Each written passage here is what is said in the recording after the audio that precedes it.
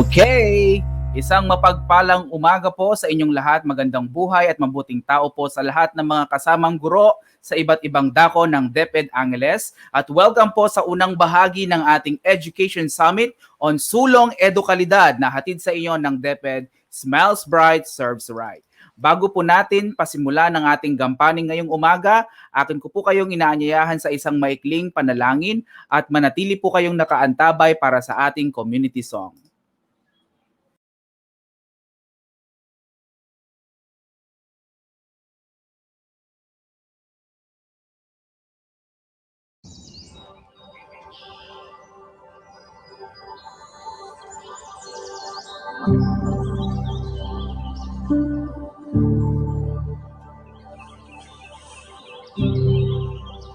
Heavenly Father, merciful and gracious God, abundant in loving kindness, we glorify and praise you. We thank you, dear Father, for the gift of life and good health each day. We pray that you may continue to help us to be strong and courageous to face this difficult situation. We know that many people are suffering and struggling to cope with the effects of COVID-19 pandemic. Please comfort those who lost their loved ones. Provide them hope that they may remain faithful. Help us with the Holy Spirit so that we can have the strength to prevail over this pandemic and to be able to control our borders. We know that we cannot overcome on our own, but with your divine love, guidance, and protection, nothing is impossible. Father, we are imperfect. As we repeatedly commit mistakes, we humbly ask for your forgiveness. We now put ourselves under your loving care and guidance, and may you hear our supplications only in the name of your Son, our King, Jesus Christ. Amen.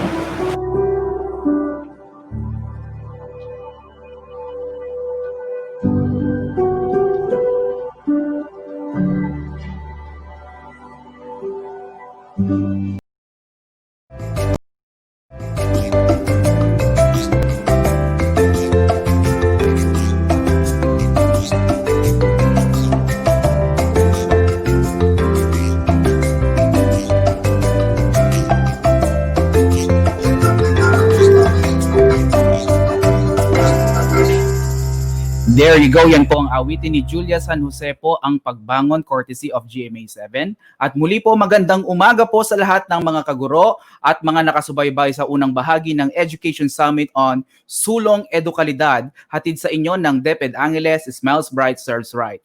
Naging posible din po ang gampaning ito sa pamamagitan po ng tulong ng Community Extension Services ng Holy Angel University, ang aking pong alma mater. Samantala, sa umaga pong ito, kapiling po natin of course ang Assistant Schools Division Superintendent para sa isang welcome message. Narito po online si Dr. Fernandina P. Ochenko. Good morning po, Madam Dines. Good morning po.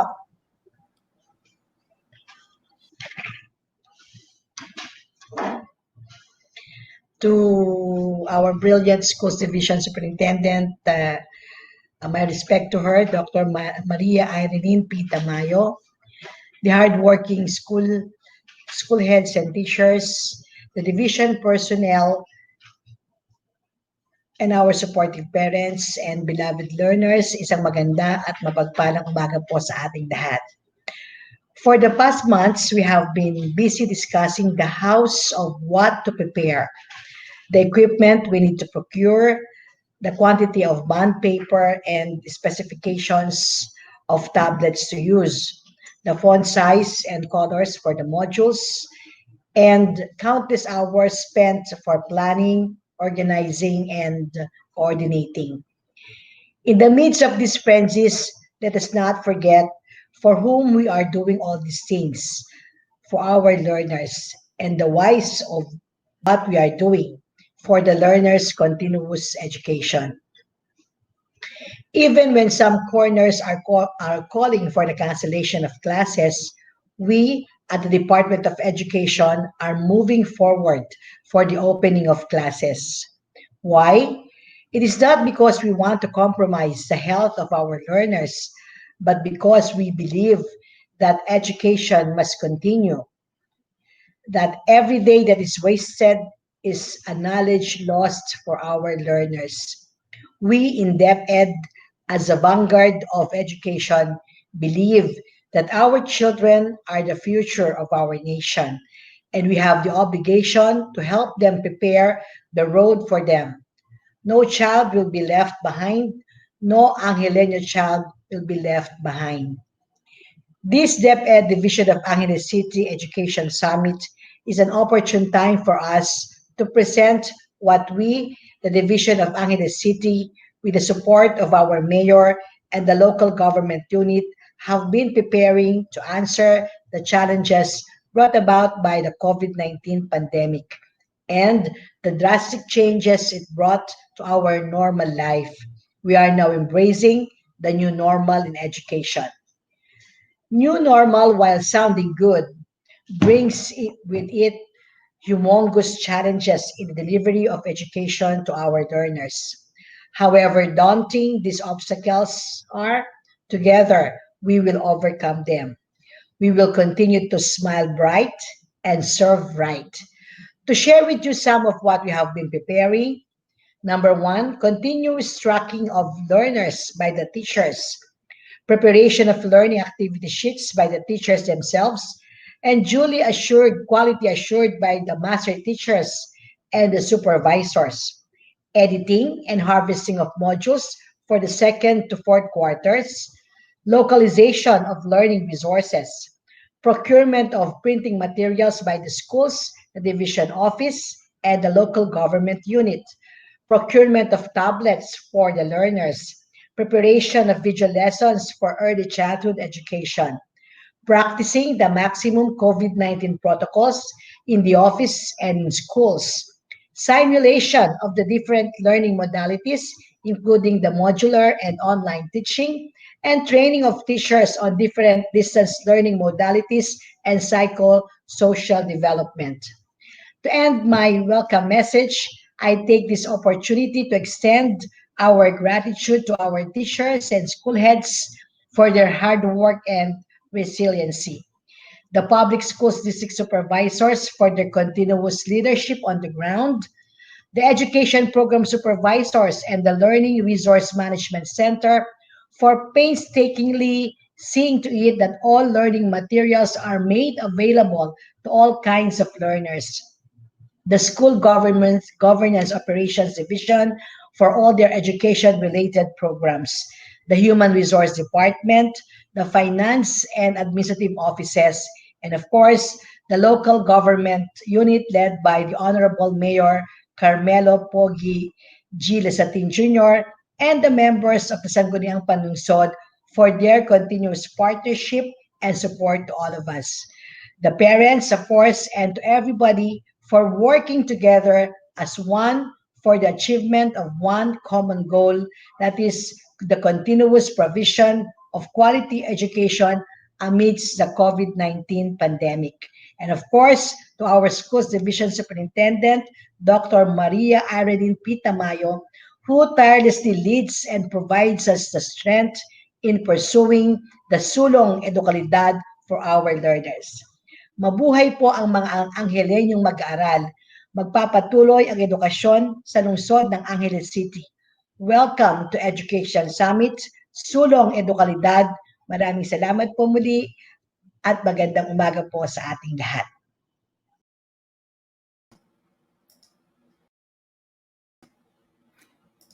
There you go. Maraming salamat po Dr. Fernandina P. Ochenko, ang ating pong Assistant Schools Division Superintendent ng DepEd Angeles City. Sa umaga pong ito, kapiling din po natin ang OIC Schools Division Superintendent ng DepEd Angeles City upang ibahagi sa atin ang isa sa component ng Project Kite. Kung natatandaan po ninyo, meron po tayong sulong edukalidad kung saan inilunsad po natin ang Project Kite. At para i-explain po sa atin ang isang bahagi po nito, ang letter T, dahil meron po itong KITE na meron pong kani-kanyang ibig sabihin, narito po at i-welcome po natin online si Dr. Maria Ireline P. Tamayo, ang ating pong Schools Division Superintendent. Good morning po, ma'am. Hello, good morning Sir Adrian. Magandang umaga po sa ating lahat.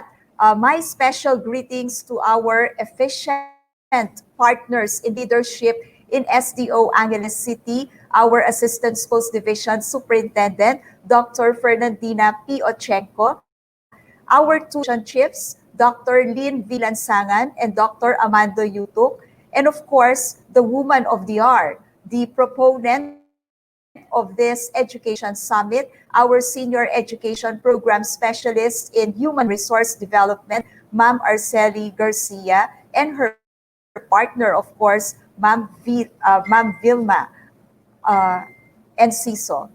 So muli po, magandang umaga po sa ating lahat.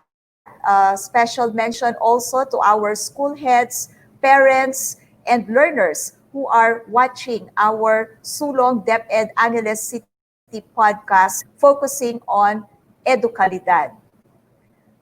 Though the opening of classes was moved to October 5, the Schools Division Office of Angeles City remained steadfast in its commitment to provide basic education serving young Angelenyo learners to the best of its abilities.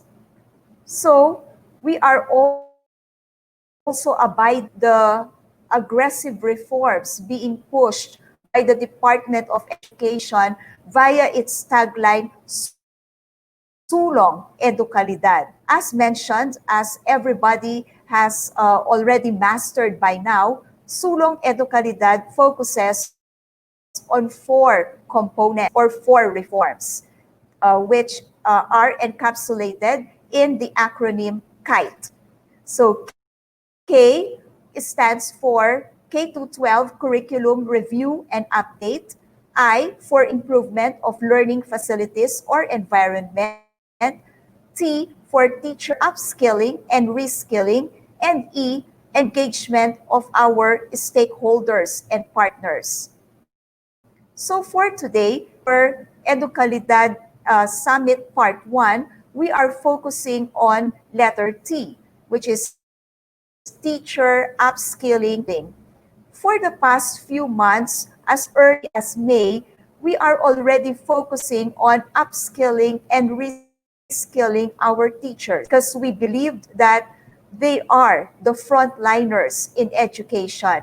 They are the basic and foremost implement of the K-12 curriculum.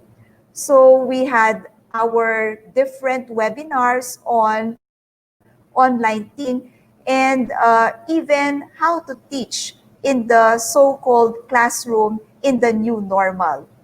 We even had seminars on how to prepare learning activity sheets. So for today, we will continue to upskill and reskill teachers. We will be focusing on the basic provisions of the Data Privacy Act and of tips on how to be an effective online teacher. We had partnered with Holy Angel University on this because we believe that the experts in this given topics will provide us basic and pertinent on how we can apply these learnings to our lives and to our mission as teachers. My dear school heads, my dear teachers, let us not allow ourselves to one way or another make our enthusiasm be lowered or our momentum be stopped by the postponement of the opening of classes. Are proclaiming that we are ready for August 24 opening of classes. We will still be more ready to open classes on October 5. As we always say in SDO Angeles City, we work as one. We are are a team. So whatever challenges, whatever trials that we are about to encounter, we are still encountering at the moment, our enthusiasm will not be dampened. Our momentum will not decrease. We will continue moving forward for ours. We will continue moving forward to ensure that education will continue and quality education in SDO Angeles City. So, we continue to shout, Sulong DepEd Angeles City, Sulong DepEd Region 3, eduKALIDAD. Lahat ay ati kayang-kaya kapag tayo ay sama-sama. Mabuhay po tayong lahat. A pleasant morning everyone. God bless po.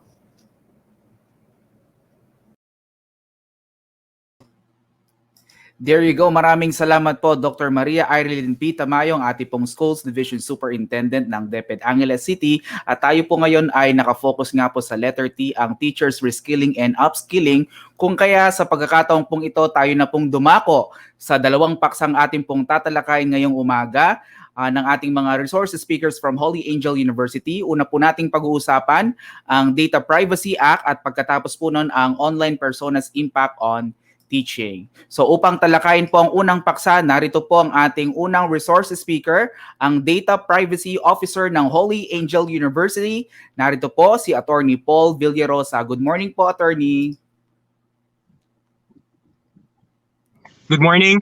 Good morning, everyone. Ako po pala si Attorney Paul Villarosa. Again, I am the Data Privacy Officer of Holy Angel University. I've been in the data privacy practice since 2018, and because of that, I think that marami nang naging developments since I started in Holy Angel, and we would love to share it with everyone in DepEd Angeles City. I'm so sorry if nakikita nyo po nasa sasakyan ako. There has been a problem with my connection at home, so I opted to transfer to a place with a stronger data connection. And unfortunately, I cannot show you a PowerPoint presentation. Pero don't worry po, I'll make this simple to understand. And I hope that I can answer all your questions later.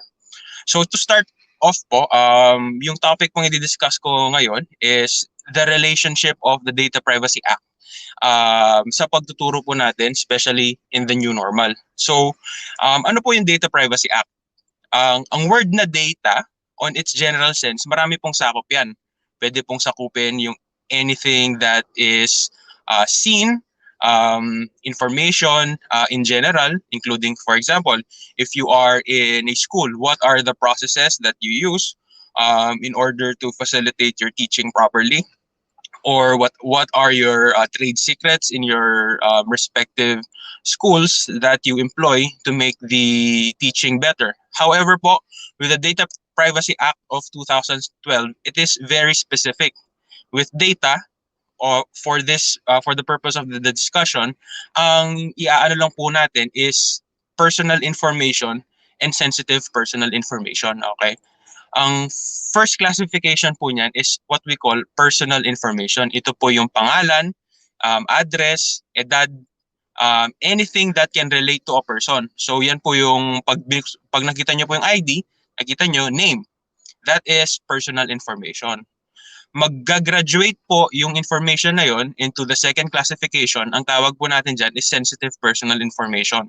Sensitive personal information, yan po yung anything that relates to a person's race, a person's color, a person's health, a person's educational background, a person's political affiliation. Kasama din po dyan yung government numbers na binigay sa atin, SSS, PhilHealth, Pag-ibig, TIN number. All of those are what we call personal information. Ano po yung distinction sa dalawa? Kaya po dinistinguish ng batas between personal information and sensitive personal information. Unfortunately, mas mabigat po ang penalty imposed ng batas if ang breach or ang naging violation sa Data Privacy Act nag-i-involve po siya ng sensitive personal information. Remember po, ang Data Privacy Act is applicable to the school as an institution and to individuals in their private capacity. Under sa law, ang isang eskwelahan, meron siyang sariling criteria na dapat sundan. I think all the administrators on each schools meron silang data privacy officer.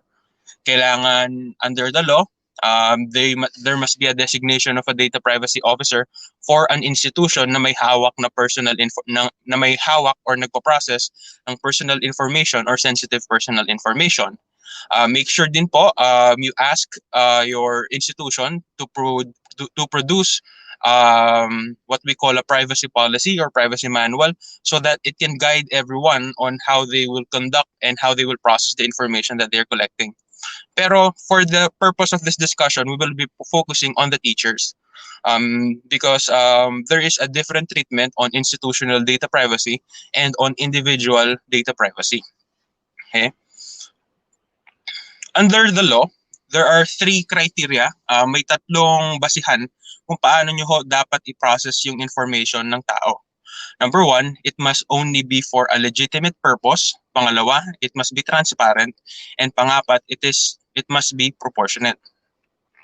The problem here is sometimes as educational professionals, ang hirap pong i-distinguish yung line between what is proportionate to the job and what is not. Kasi we as educators, people, hindi po natin maseseparate yung fact na yung professional and private, professional standing natin as a educator is minsan nag-overlap dun sa ating private capacity. So dito po pumapasok minsan yung conflict insofar as Data Privacy Act. First, for example, in a classroom setting, si class advisor, pag humihingi siya ng certain information from the students, okay? Minsan hinihingi natin kung ano yung minsan may class cards, di ba? Andun yung pangalan, andun yung edad, andun yung phone number ng parent or guardian if minors po yung students natin or basic education. Kung kinuha po natin yung phone number, ang una po nating iniisip is we will use that to contact the guardians in case na merong mangyaring masama. Is that for a legitimate purpose? Yes. Okay. Is there transparency? Yes, kasi kinukuha natin for the purposes of monitoring the students. Kaya lang, ang question dyan is magiging ba siyang when is the line? Where is the line kung kailan yung information na yon is solely for a legitimate purpose and kailan siya sumosobra. Ang nagiging problem po minsan is educators, educational professionals are getting minsan nag-overlap masyado yung professional dealings nila with the student na nagta-transcend na yon into a private in their personal lives na minsan sumosobra. Okay?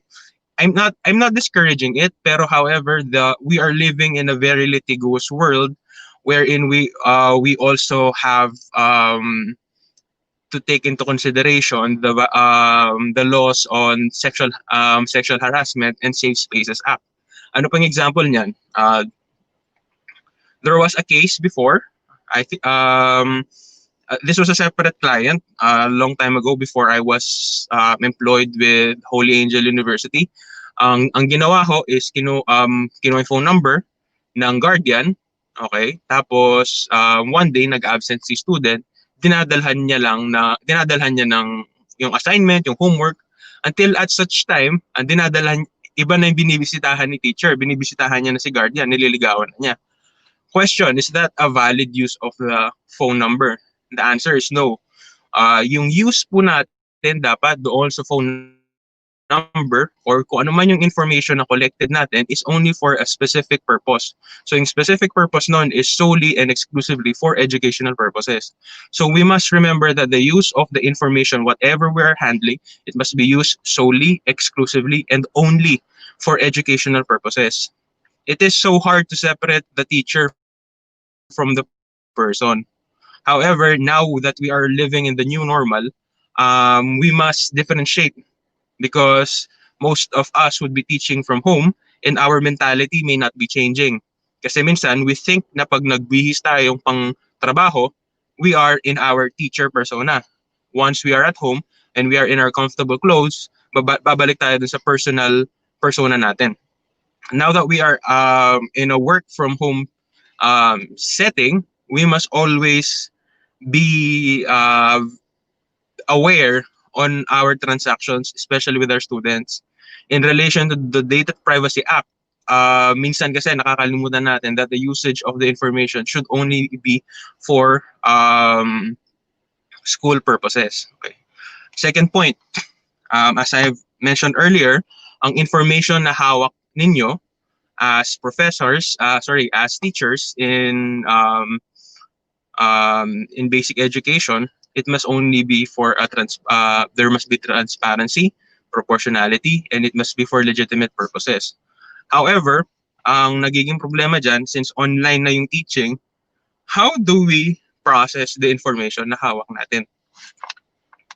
I think most of us are using online platforms in order to communicate with our students. One of the problems that I've seen the past few weeks is paano mo i-communicate na maayos, or how would you organize the class? What we're forgetting is that ang isang class list ng isang teacher is considered personal information ng student. Okay? Ang nakita ko po the past few days is pinopost po ni teacher yung class list nila in their personal Facebook pages. We have to remember, in the Supreme Court case, ang sabi ng Supreme Court, ang Facebook page or any social media platform is considered public space. The moment na pinost mo ang isang information na supposedly for the sole and exclusive use ng school and pinost mo siya in a public forum or platform, you already violated that person's privacy. Paano? Kasi ang purpose ng class list is para malaman mo yung estudyante. Okay? Pag the moment na pinost mo siya sa social media, ano mangyayari? Ang makakaalam dun sa class list is hindi lang yung mga estudyanteng friends mo sa Facebook, pati ang ibang mga tao na friends mo na wala silang privy sa information. Remember, in the concept of data privacy, only those persons who have privy to the information should have access to the information. Ang mas masakit pa po, one time I saw someone, hindi ko na siya kinall out kasi hindi naman kami friends. Ang pinost niya is the name. Ang pinost niya is yung name ng student. Tapos doon sa name ng student andun pa yung gender, yung name, tapos may gender, tapos doon sa dulo anong grade. Okay? Anong ramifications nun? Nakita niya yung age. Okay? Nakita niya yung anong year level na siya. Yung anong year level na siya is already considered sensitive personal information. Tapos ano pang section, tapos nakita pa kung ano yung student number. Pinost niya online sa Facebook. Ang sinabi niya, lahat ng mga nakakikilala, please message me. We will do a group chat, something like that. Anong violation niya doon? Ang nakapost doon sa class list na yon is not only personal information but also sensitive personal information. Malalaman mo yung yung educational background ni student kasi alam mo kung anong grade niya. Malalaman mo yung sex niya, male or female. Malalaman mo yung class number niya kasi pinost ni teacher. Lahat ng information na pinost na yan is already considered violations of the Data Privacy Act, which on our oaths as educators, we must keep private and be confidential on the information. It must only be posted on a university or school-sanctioned place. But kung sinasabi to, the thing that is sad about the Data Privacy Act is the penalties are very heavy. What do I mean very heavy? Ang ini-impose po ng sa batas is number one, it is kulong and fine. For example, for disclosure of personal information and sensitive personal information through negligence, yung hindi mo alam na dinisclose mo pala, ang penalty ng batas is 1 year to 3 years and the fine of 500,000 pesos not exceeding 2 million pesos. Uulitin ko po, yung isa, disclosure of personal information or sensitive personal information through negligence. Ang penalty po is 1 to 3 years imprisonment and, okay, yung gamit po ng batas is and 500,000 pesos to 2 million pesos in fine. So makukulong ka na, magmumulta ka pa ng 500,000 to 2 million pesos. Just to give you a perspective, kapag yung isang tao po sinuntok mo and that person required medical attention and recovery of less than 5 days, okay? It is physical injury na medyo mababa lang, and I think that is only 30 days to mga 30 days lang po yung kulong nun.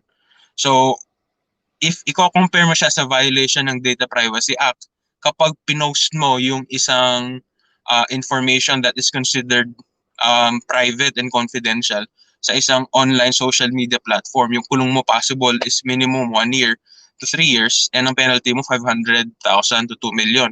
Under sa revised penal code, sobrang baba lang ng fine nila. I think hindi man lalampas ng 1,000 pesos yan. Okay? Also, in relation to negligence, okay, I will give you I will give you a actual case. I want you to analyze this, and then later I will tell you the relationship with our profession. Okay. This is an actual case that went up to the Supreme Court. Si Dr. A, okay, si patient B, nagpa-consulta siya kay Dr. A dahil masakit daw yung tiyan niya. Nung binuksan ni Dr. A, nung in-examine ni Dr. A, si patient B, nakita niya na mayroon siyang tumor. So inalis niya yung tumor and during the operation, nakalimutan niyang alisin yung gasa dun sa tiyan niya. Okay? So, nung nakalimutan niyang alisin yung gasa, sinara na niya and after 10 years, wala pong nangyaring masama kay patient B. On the 10th or 11th year, patient B felt that there was something in her stomach and she sought the medical help from Dr. Z. Si Dr. Z, binuksan niya yung tiyan, okay? Nakita niya yung gasa pero hindi niya inalis. Sinara ni Dr. Z yung tiyan ni patient B. Long story short, na-infect siya kasi nabuksan yung tiyan, pumasok yung bakterya, in-infect yung gasa, na matay si patient B. The heirs of patient B, pumunta sila sa Supreme Court, pumunta sila sa court, and they're asking for damages. Ang question po dyan is, sino po ang liable doon sa pagkamatay ni Dr. B, ay ni patient B, si Dr. A ba or si Dr. Z? If common sense would dictate, it should be Dr. A who should be penalized or who should bear the cost kasi siya yung nakaiwan ng gasa on the first place. However, ang sabi ni Supreme Court, ang magiging liable doon is si Dr. Z. Why? In the Philippines, we have a doctrine, what we call the doctrine of last clear chance. The doctrine of last clear chance dictates that in an event when 2 or more persons are equally negligent, the person who was last negligent shall bear the liability. In this situation, it is Dr. Z who has the last clear chance to avoid the evil should be liable for the death of patient B. What is the relationship po nito sa Data Privacy Act and in our profession as educational professionals? Example, we are in a school setting. Si Kuya Guard, may pinapasok siyang tao na hindi authorized. Paano niya pinapasok? Naiwan niya nakabukas yung gate. Doon sa gate na yon, nakapasok si third party. Si third party pumasok sa teacher's room, okay? Sa faculty room. Sa faculty room, andun si Teacher A. Si Teacher A, ang task niya is bantayan yung faculty room to make sure na walang makapasok. Okay? Kaya lang, nakapasok si third party because nakatulog si Teacher A during her duty. Okay? Pagpasok ni third party, kinuha niya, pinicturean niya yung personal information, sensitive personal information ng mga estudyante. Ang ginawa niya is dinisclose niya sa mga masasamang tao for masasamang bagay. Question, sino po ang magiging liable doon? Si Kuya Guard or si Teacher A? Under sa law, ang magiging liable po is si Teacher A. Even if na si Kuya Guard ang nagpapasok, si Teacher A pa rin na magiging liable. Here, most of us teachers, most of us educational professionals, we are mostly on the front lines of an educational institution. We are the first one na may access, na may hawak sa personal information and sensitive personal information ng ating mga estudyante. And because of that, we have to be very extra 100% careful in our dealings and in our custody of the information. Because again, as I've mentioned earlier, the penalty for this is very heavy, and the Filipino teacher should not be imprisoned for things like this. Okay? They must be protected at all costs by the institution and by the government. Kasi we mold the future of the country.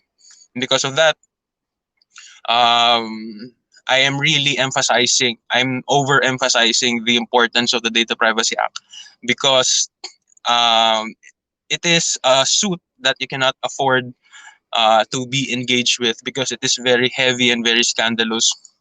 In my personal law practice, I have a lot of clients wherein ang problem lang po nila is they posted a lot of information online, and that information should not be posted. And right now, since we are in the new normal, most people are at home, most people are bored, and they interact recklessly online.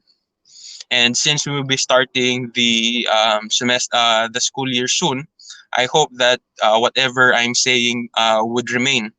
Ang tandaan nyo lang po, masyadong mahal po ang penalty. It is not worth it. It is really not worth it. If gusto mo lang pong mag-post sa Facebook, magpasikat na marami kang ginagawa, make sure po na walang personal information na nakapost, especially sa mga estudyante natin, lalo na pag minor de edad. Pag sa test papers po, wag nyo pong pinopost kung sino naka-perfect, kung sinong hindi. Wag nyo pong ipopost yung mga rankings kung andun po yung grade ng estudyante. Okay? It is a student's right. It is also the student's right not to be recognized. Hindi porket top 1 sila, hindi natin pwede sabihin, automatic, ipopost ko na kasi top 1 ka. Hindi. It is still with the student's consent.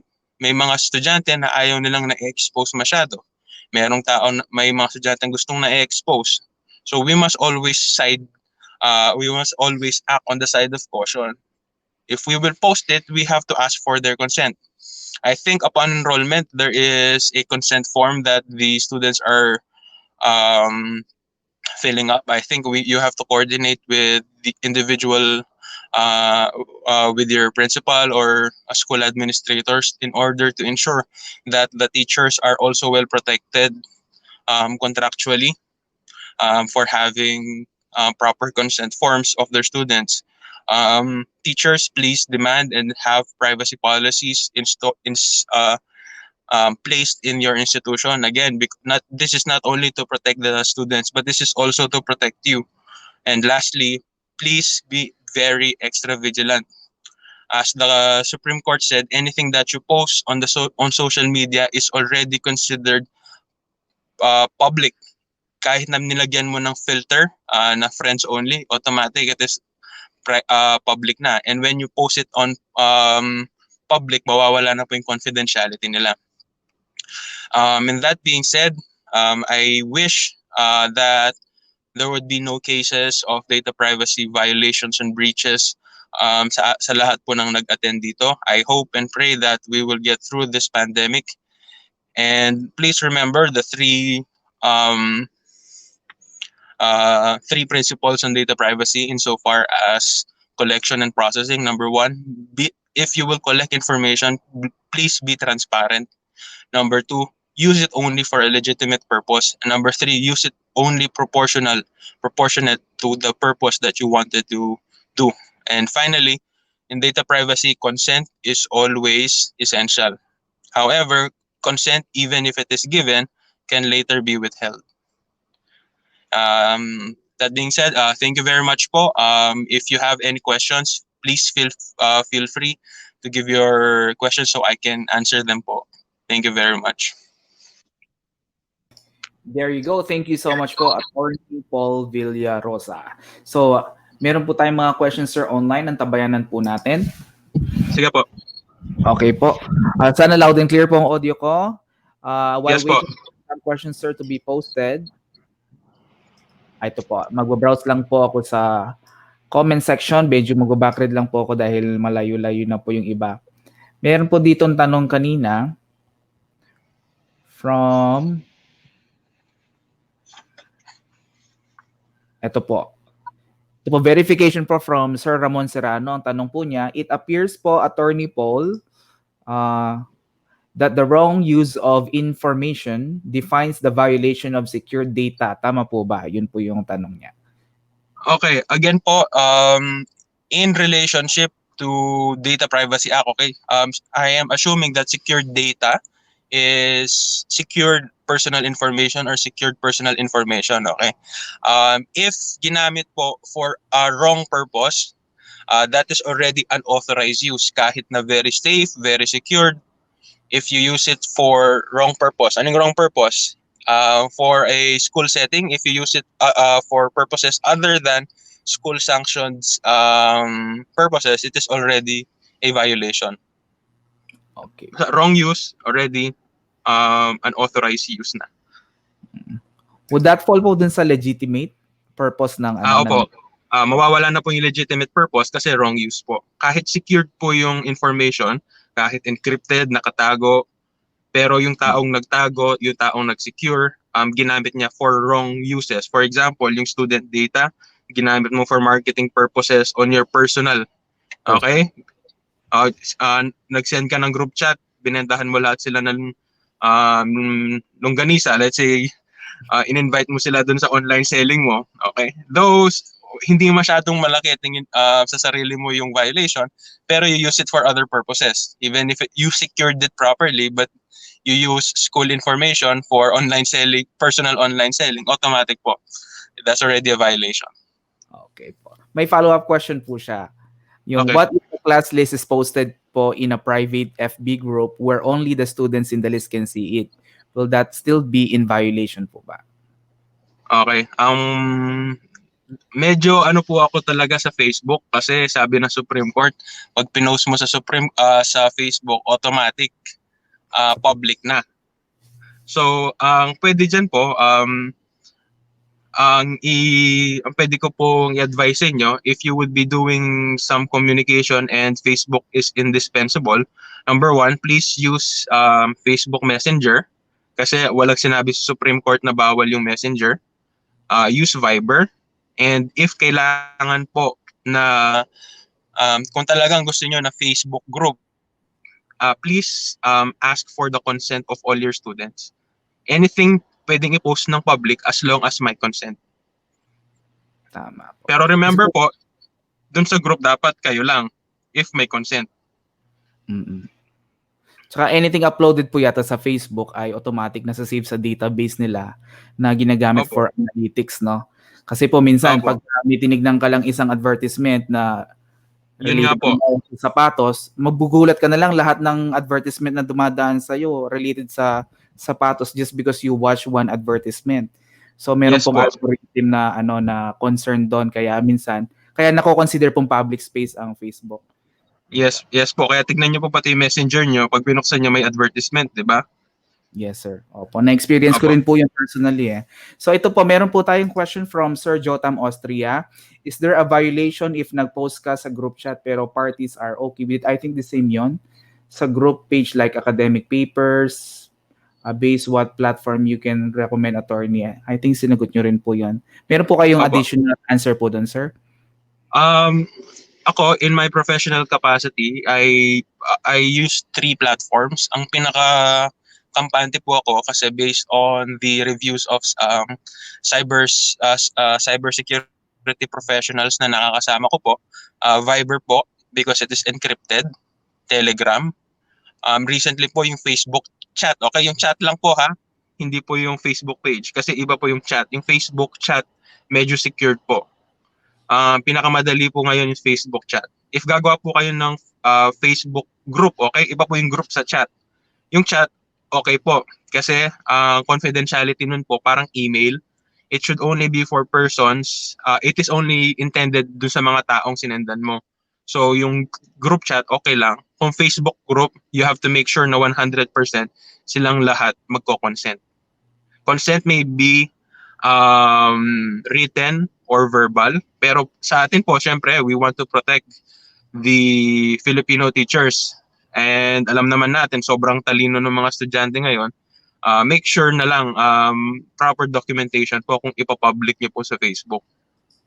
Kung mag-a-agree sila. Okay po.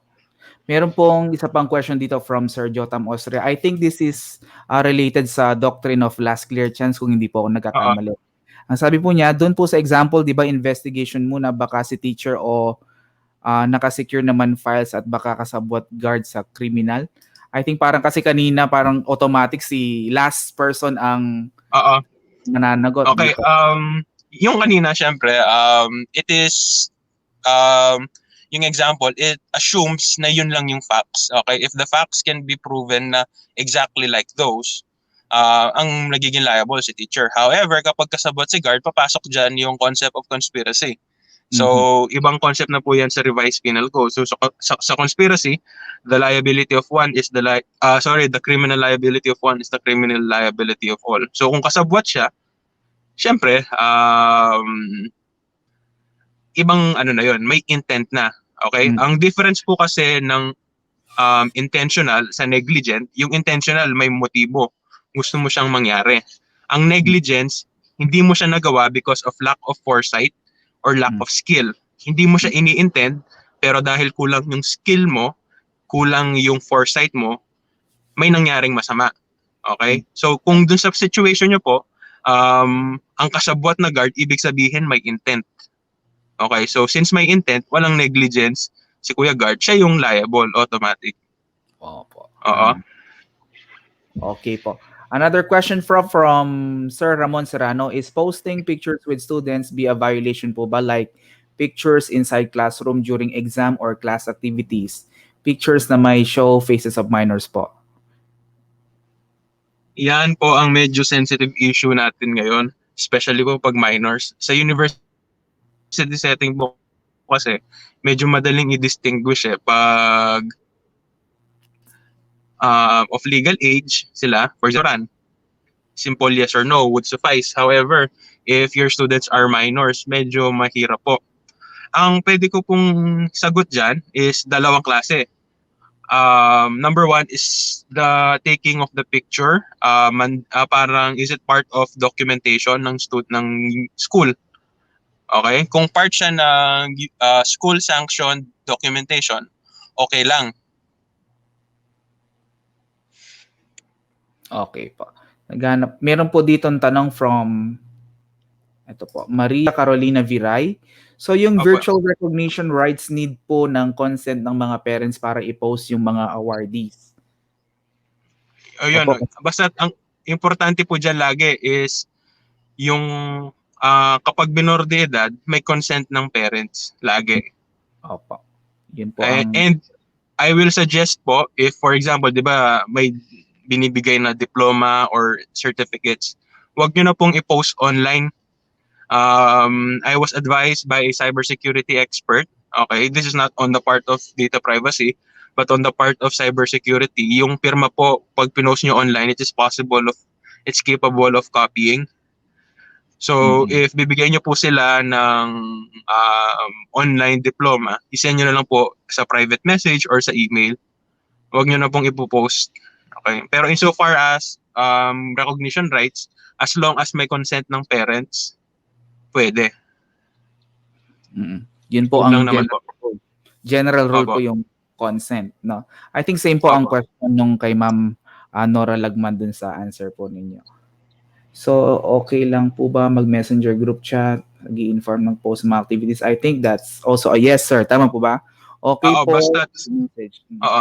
Basta make sure po sa group chat kung sino lang po yung authorized man andun, sila lang po Wag po kayo magdadagdag ng mga hindi nyo po kilala, ganon.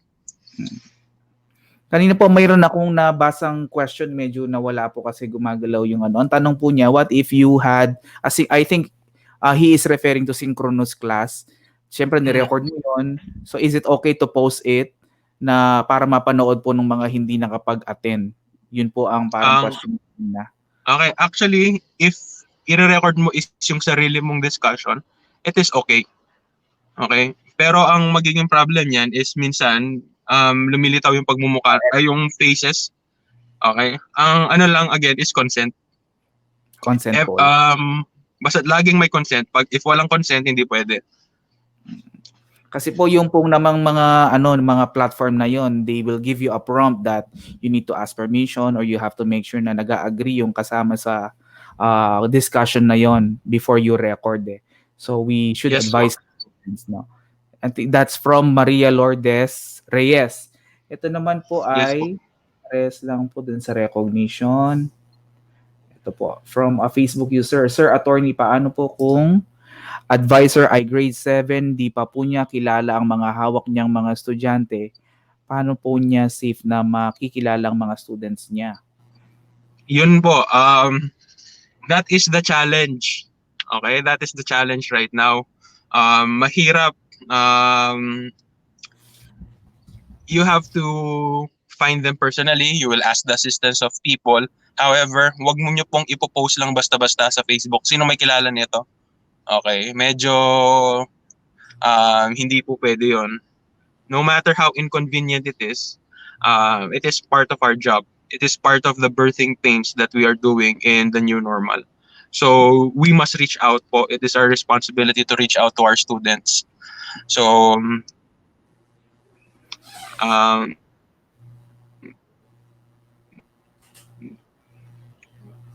extra patience po kailangan dyan. Okay po. Meron pong question po ang aming ASDS po, si Dr. Fernandina Ochenko. Ang sabi po niya, teachers and students will have their group chat po niyan per subject or per class. Is it necessary that our students must sign first like an agreement that students and teachers will be exchanging data through group chat? Thanks po, Attorney Paul. Yun. Yeah.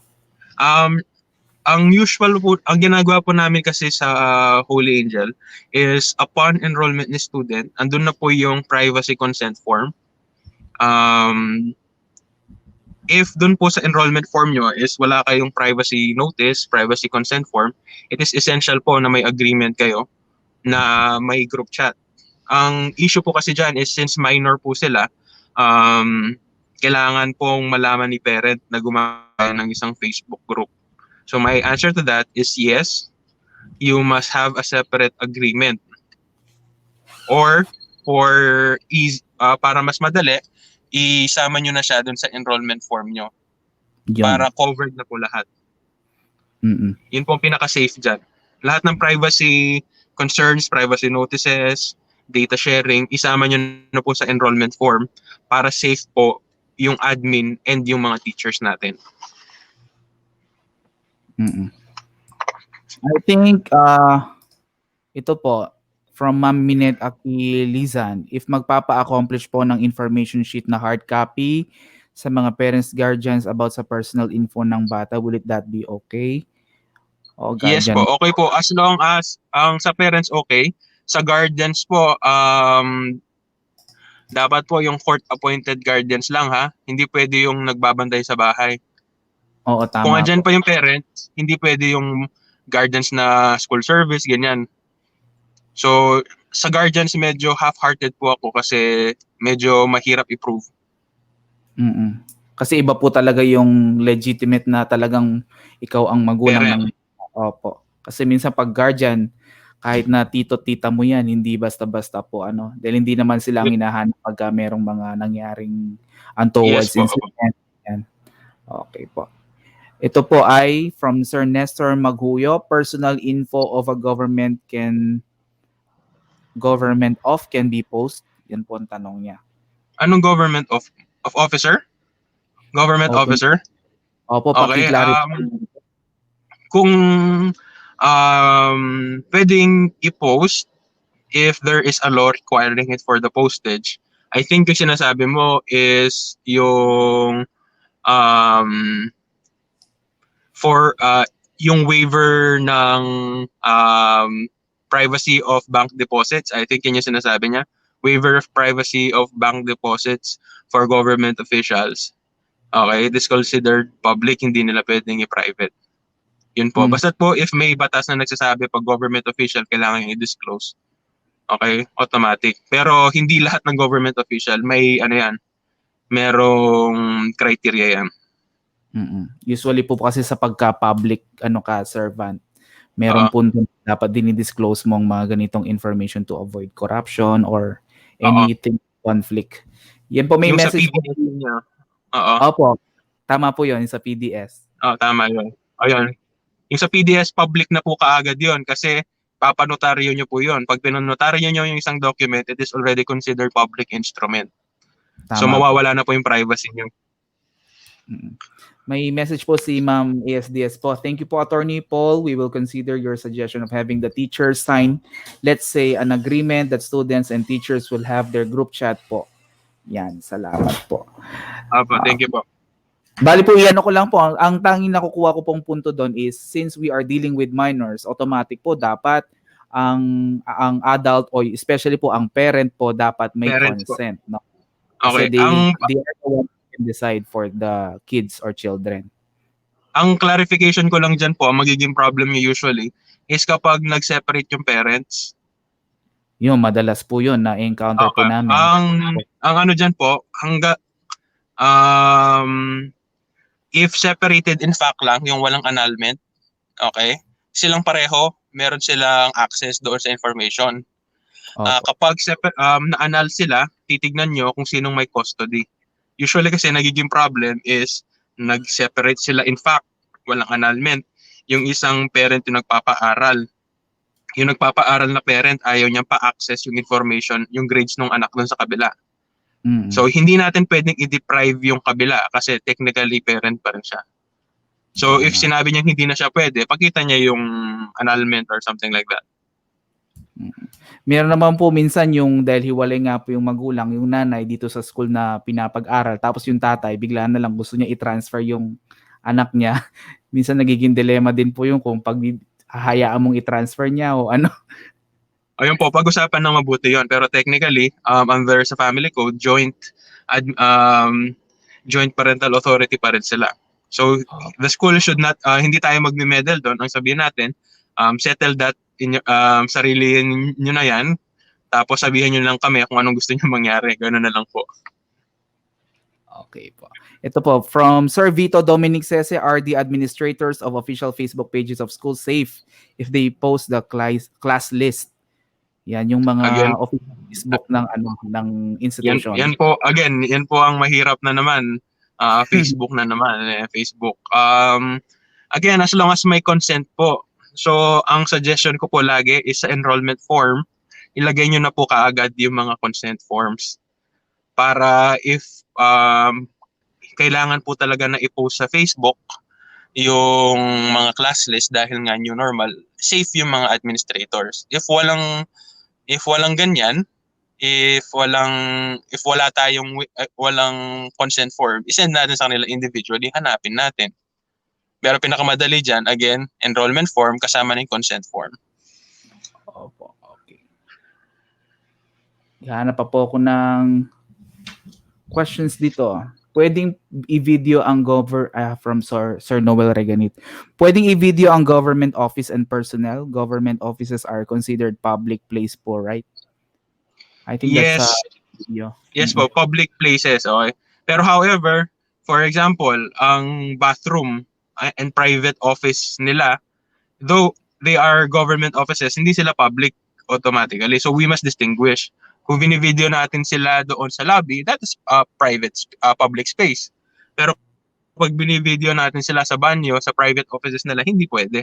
May privacy pa rin. May reasonable expectation of privacy. Hindi porket government personnel sila, lahat ng ginagawa nila is public. Okay? Yun lang in their public spaces. Hindi mo naman sila pwedeng i-video na nasa CR sila, di ba? Tama. ng school. So we must distinguish lagi. Opo. I think this is So sige po, go ahead. tayo po na since alam ko po public officials po lahat, public personnel po lahat ng school teachers sa public schools, syempre. This is just a reminder, hindi po porket public school teachers, lahat po public. Okay? We also have our individual privacy. So kung nasa faculty room tayo, sa school lounge, kahit na public school, that place is still considered private. Okay? Siyempre, unfair naman kahit sino ba makakapasok doon. Okay? You lose yung privacy, ang magiging lang siyang public pag nasa public space na. Okay? So, wag po kayong papaharas sa mga tao nagsasabi na gano'n.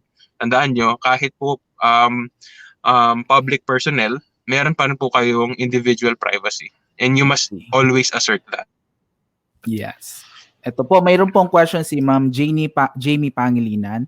Sabi niya, I've been seeing posts urging students to use their real name in Facebook para daw po mas madali silang mahanap. Is it advisable po ba?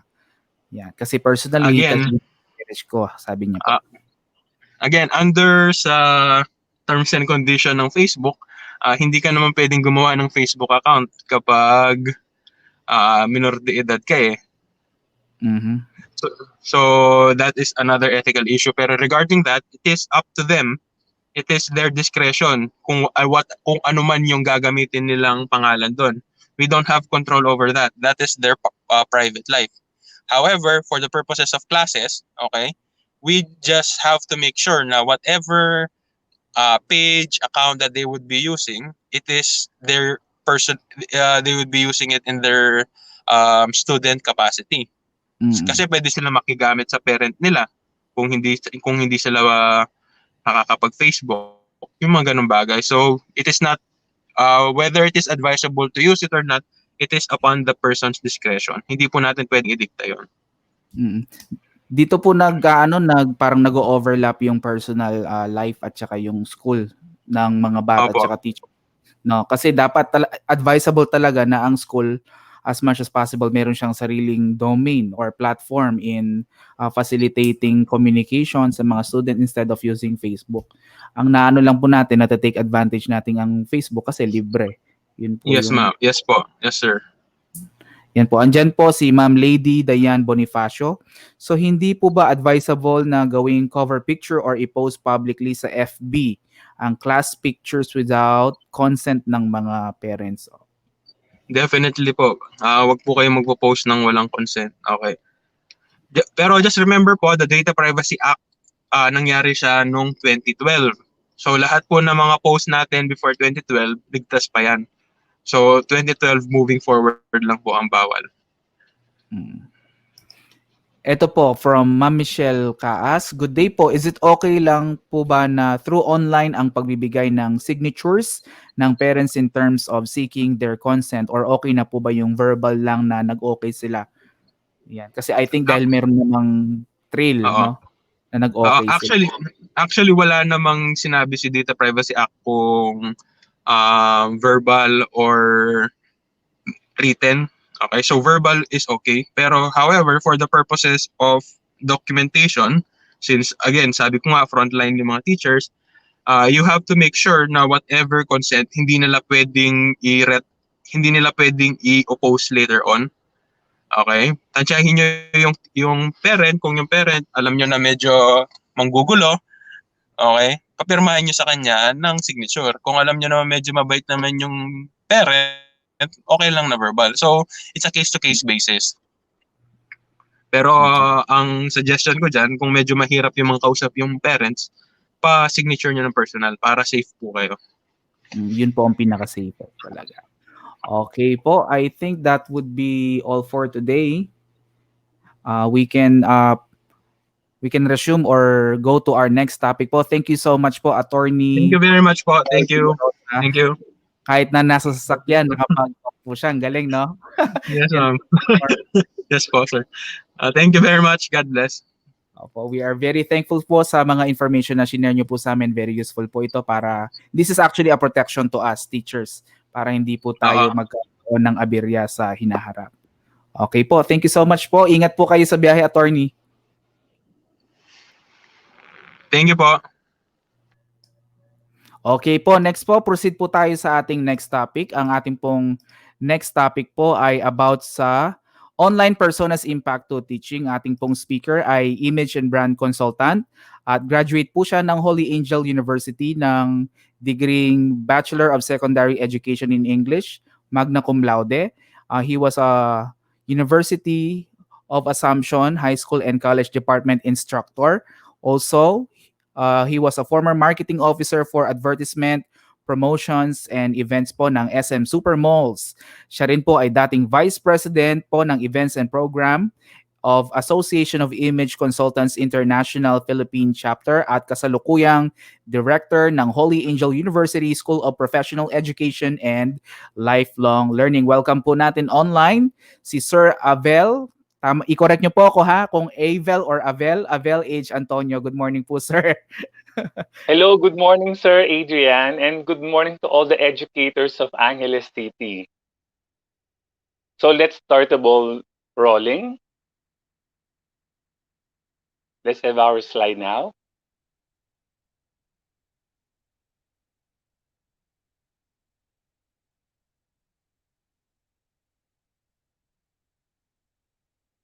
Okay, so online personas impact the teaching. So that's why I thought of this topic is because we encourage all our students to enroll. So I was a former teacher, so encouraged them in spite of the pandemic and everything, so encourage them to enroll.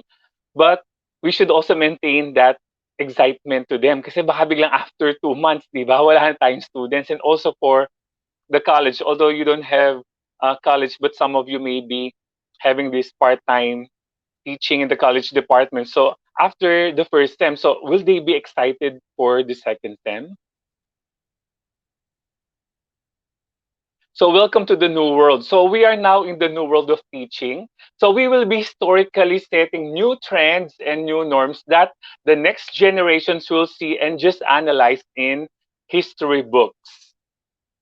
So we're making history now. So it's the now normal. I'm not using any more new normal because the new has been already become normal and old. So it's the now normal. I hope that you'll also be using that term.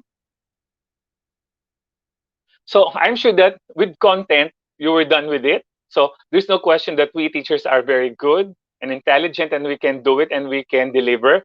So if you're using Canvas or Facebook or anything with the technology, you're prepared with that. And then the competence, we already have that.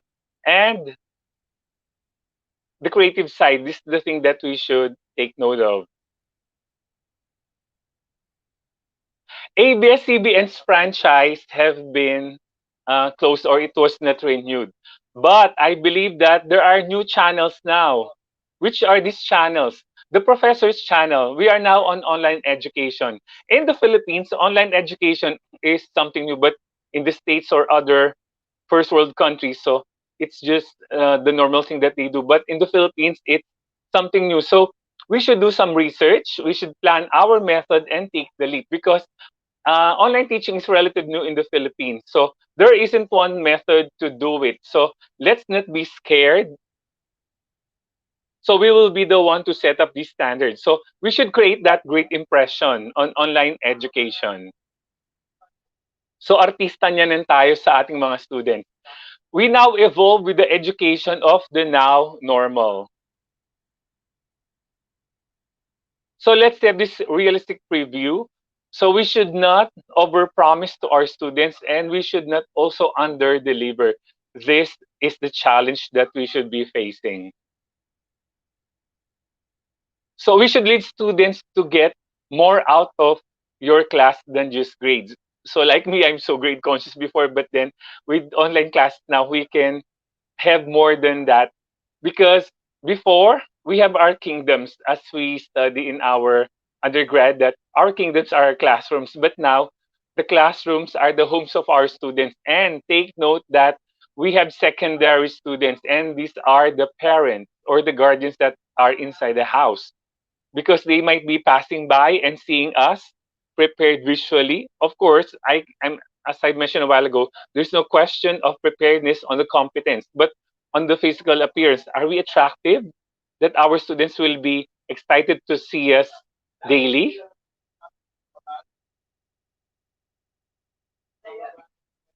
So the challenge of tolerance for mistakes. So let's bring humanity and warmth into the online classroom. So homes of our students become the learning rooms now. So chat box time. Type on the chat box the adjective that will best describe you. I would like to see your adjectives. So let's propel ourselves, let's ready ourselves with positive adjectives that will best describe us.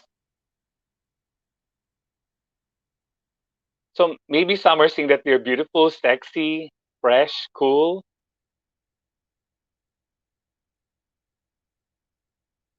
outstanding, yes, intelligent, nice,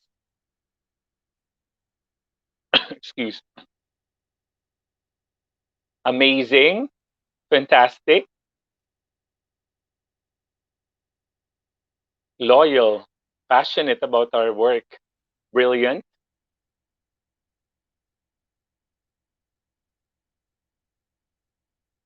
and awesome. So I would like to use this word awesome. So let's all be awesome. So for the A, for the first letter, so A, appearance. Let's take note of our appearance. Look at the photo. So hindi malapiolo Pascual ang ating teacher, pero the way he smiles, the way he neatly prepares himself is already ready and perfect for the online teaching. So appearance, look at the hair. The first photo, the hair was improved, but still, it doesn't look good for online teaching. So what are the best women hairstyles? So the best tip is to keep your hair away from your face. Use hair accessories like barrette, hair clips, clamps, elastic ponytail, holder, or cuffs or headbands, etc. And then others, they may want to keep their hair short. And then others, you have to check the color of your hair because some of you, maybe it has expired already, so you might be uh, looking like a ghost or something in your online teaching. So you have to color it. If you have fear of going to the salon or beauty shop, so you can buy from this kind of advertisement from online that you can buy hair coloring materials that you can do for yourself. And then here are the suggested hairstyles that you can do. So you can have this bun and these styles that you can keep it away from your face. Then for the men, the best tip is to again keep your hair away from the face. Have the sleek and short haircut, and then use gel, wax, or pomade. And again, check the color. Actually, I also color my hair because I have lots of white hair. Even when I was in college, I already have lots of white hair. So the best and the recommended ones are the crew cut, the side part, or sometimes it's called the military cut, the buzz cut, and the bald cut. Take note, some of you who are bald, so don't say that it's a discrimination, but now it's already part of fashion being bald. So be proud of that. And then again, still part of the appearance, the face. For women, keep shine away, and then don't forget this one. For women, enhance your color with light makeup or lipstick. Use red lipstick because if you'll be using maroon, you would look dull on your online teaching. Or if you would use the nude color, you would look so bland. So I suggest that use the power of red. And then for men, you have to keep the shine away. And to cap it all for the face, smile is the best thing to wear. So smile is the best outfit. So I want to engage you again. When was the last time you checked your smile? Can you please put your responses on the chat box? When was the last time that you have checked your smile?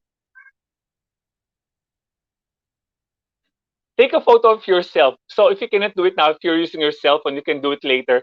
First, Have a photo of yourself not smiling and the second photo smiling. Look at the slide now. Is there a big difference? I think there is. Actually, we all know that we need lesser muscles to smile than to frown. So before the attire, so for the smiling thing, so I would like to again remind, maybe some of you already know this. You say letter A. A, when you say letter A, it helps you in bringing out that best smile. A. So you can remember my name, Alvel Antonio. It starts with the letter A. Or for those who really love numbers, you can say the number 8. 8. So that will support you in giving that genuine smile to your student. And this is another technique on how to give that different and distinct perfect smile. You put the tip of your tongue against your teeth, their front teeth, like this. And then this smile, you don't have the tip of your tongue in front of your teeth. You will see the difference. You just have to do that activity later. You can have it photo. So you just have to photograph yourself using your cell phone. And now the next one for appearance is the attire that we'll be having or discussing. Example, if you're driving in the road and then you see a certain person and then stops you and will ask for your license. If the person is not wearing uniform, do you think the person is credible? I think not.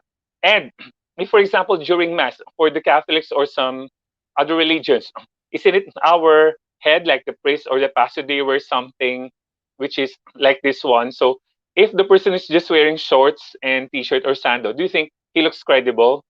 And that is a big no. So here's the typical teacher. For the men, we use the barong, the white typical barong, and the women, if you can have the uniform, that's better. So you can always use the same thing over and over. You can use even your old uniforms or your old clothes as long as they look attractive. How can you see that you're attractive visually? So again, use your own phone and then you have to photograph or video yourself. So the things that we have to consider is the comfort of the outfit. For the men, they can have that gusot mayaman or linen, and then for the women, the cotton ones. But it should look corporate. So wear shirt or blouse with collar, and then be sure that the color is light or bright, so that it would enhance your visual appearance. Next, wear the matching pants or skirt. It's preferred that you wear darker ones because if you might be using your shorts, which is polka dots and all, again, the students might be taking a photograph of you and then they will make meme out of it. Next, number 3, consider the color. Check the color of what you are using your camera. Or the last option is to wear your uniform.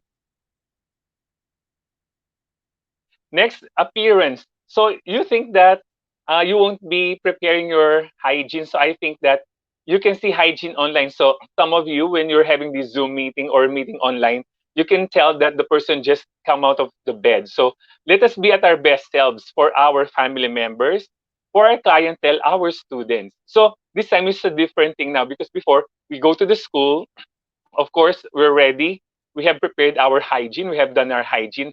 But now we might be saying that this is already okay because they cannot smell us or they cannot see us physically. But I think hygiene can be seen online. So you have to look good, feel good, and be good so that you will yield good responses.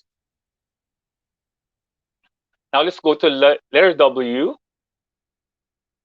So workspace and workplace. Before, the workplace is where you go to work, our school. But now, the workplace is where do you have your work. So our homes now become our workspaces. So set up an adequate working environment. Select a spot in your house. So it can be an empty room in your house or free area or space. Or maybe you can convert part of the living room. Or you can have the lanai or terrace. Be sure it is soundproof. And this is the least recommended, the bedroom, because like me, when I see the bed, so I would also like to feel that I want to rest. So I would like to engage you again in your chat box. Please type if you're using now, or if you have opted to use as your workspace for your online teaching, an empty room of your house, a free area or space, a living room, a part of your living room, you have converted it. Is it your lanai or terrace, bedroom? Or if it's not listed here, you can chat it there. So I want to engage you. So what's your answer? Some are not typing their answers.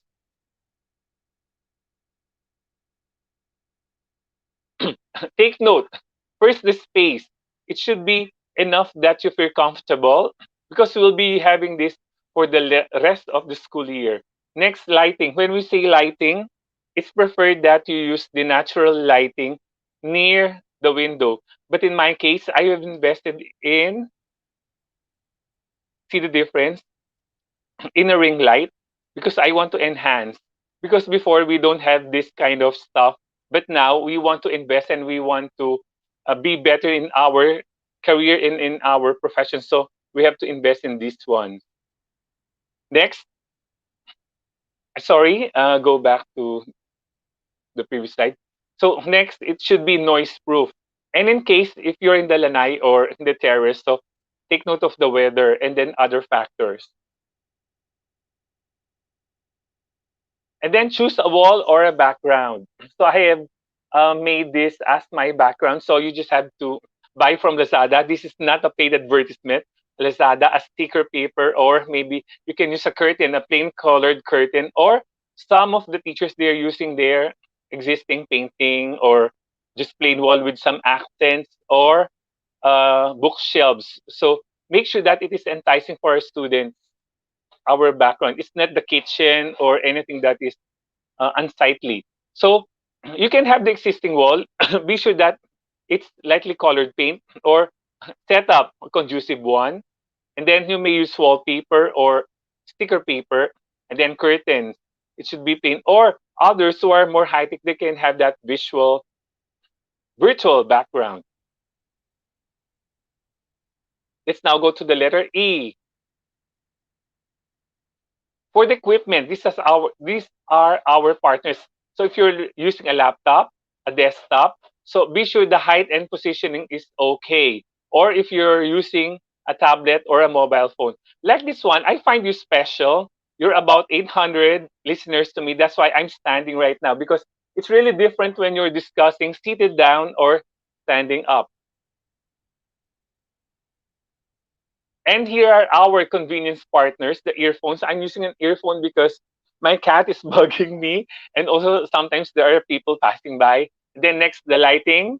So be sure that we don't look gloomy in front of our students. Next, our microphones. Some, they may want to invest with microphones. They want to be more high tech. And then take note of our extension wires and chargers. So they might be out of battery or what. So uh, invest on your extension wires and chargers.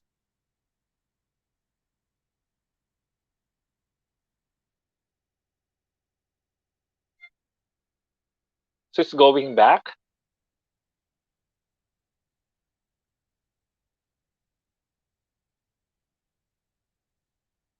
So our internet providers, so take note, there are some who would like to upgrade their Mbps.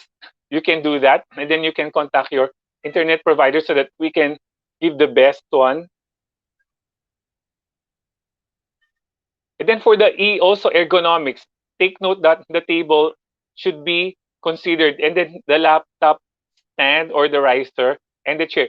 Actually, I've bought a lot of things from Lazada because the correct sitting posture. So we should reinforce support for your back and then easing the pain in the neck and shoulders. I have been doing lots of webinars since May, and actually this program that I'm telling you now, I just did it because it's based on experience. Because if you're seated for long hours and then it's really painful at the back and on your shoulders, that's why I recommended this program to our university president. Like this one, if you can see the photo, if it is clear to you. So if you're stooped down for longer hours, see the health effects on us. So we should be using some laptop risers. So this one on the right side, I have bought that, but it's so flimsy, but still it can help. The other one, it's more stable on the left side. So it's portable and foldable. Again, this is not a paid endorsement. So this is just all for our health. So that's why I bought the other one because sometimes I feel so strained seated down, so I have to stand up. So it can improve my health. But again, it's so flimsy. So be careful that you might damage your laptop. It might fall. Then ergonomics. So some of our students, they're having this online gaming. Sometimes they don't even go home. They don't even sleep. They stay there for the whole day, 24 hours or 2 hours. So this time we can get a tip from them. We can, again, it's a good investment again. So a lot of investments that we're doing this time. So ergonomically, we should have a gaming chair because a gaming chair can have a rest chair also. It can become a rest chair by just reclining it or adjusting it. So this one is ergonomically designed for longer sitting time and period.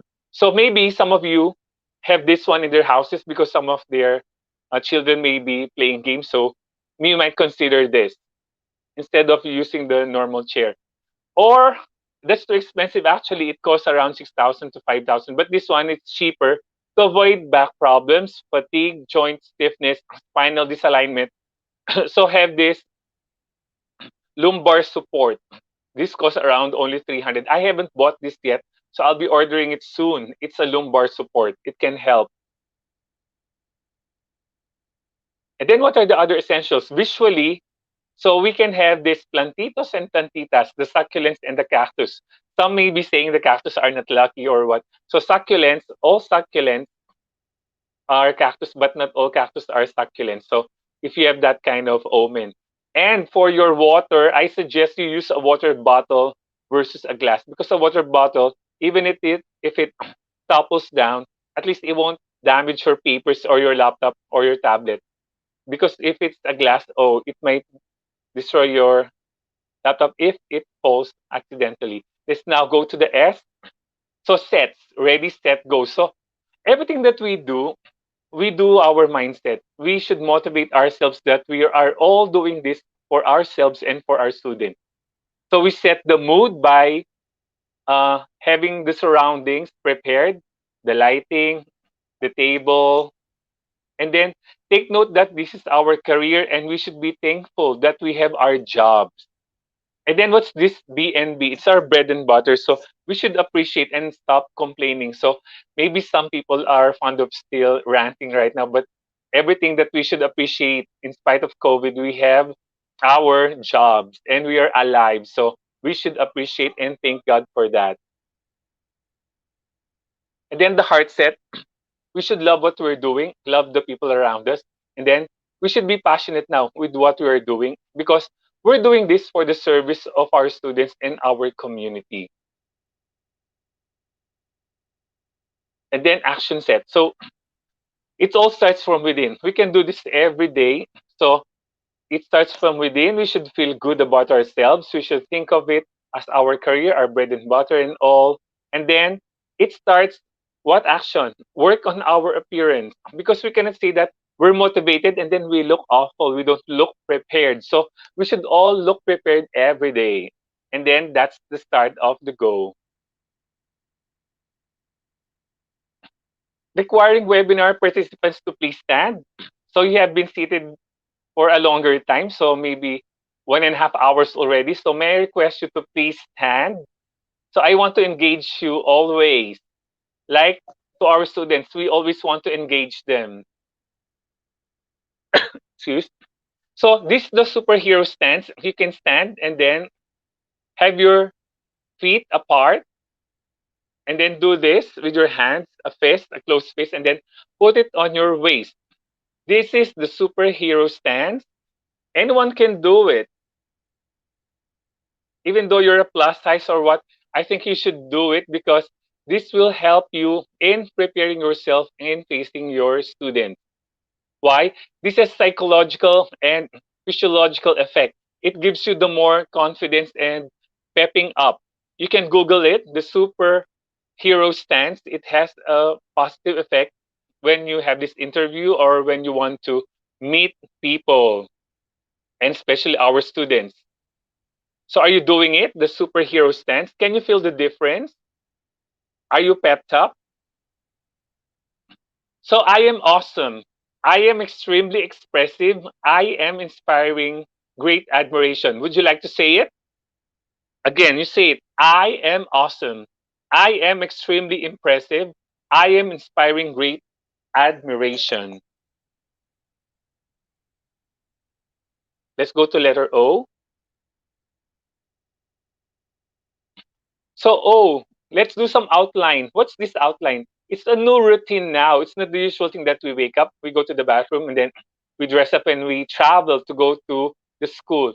So, being on time is also different now. Sometimes when the webinar is at 9, all people go there at 9. So, I think you should be going way ahead. And then also the life balance, we'll be discussing about that. I suggest for the routine, write down hourly schedule on one page of paper and post it on the wall. It starts with 7 a.m., 8, 9, 10, and it ends at 7 p.m. Those are not all work time.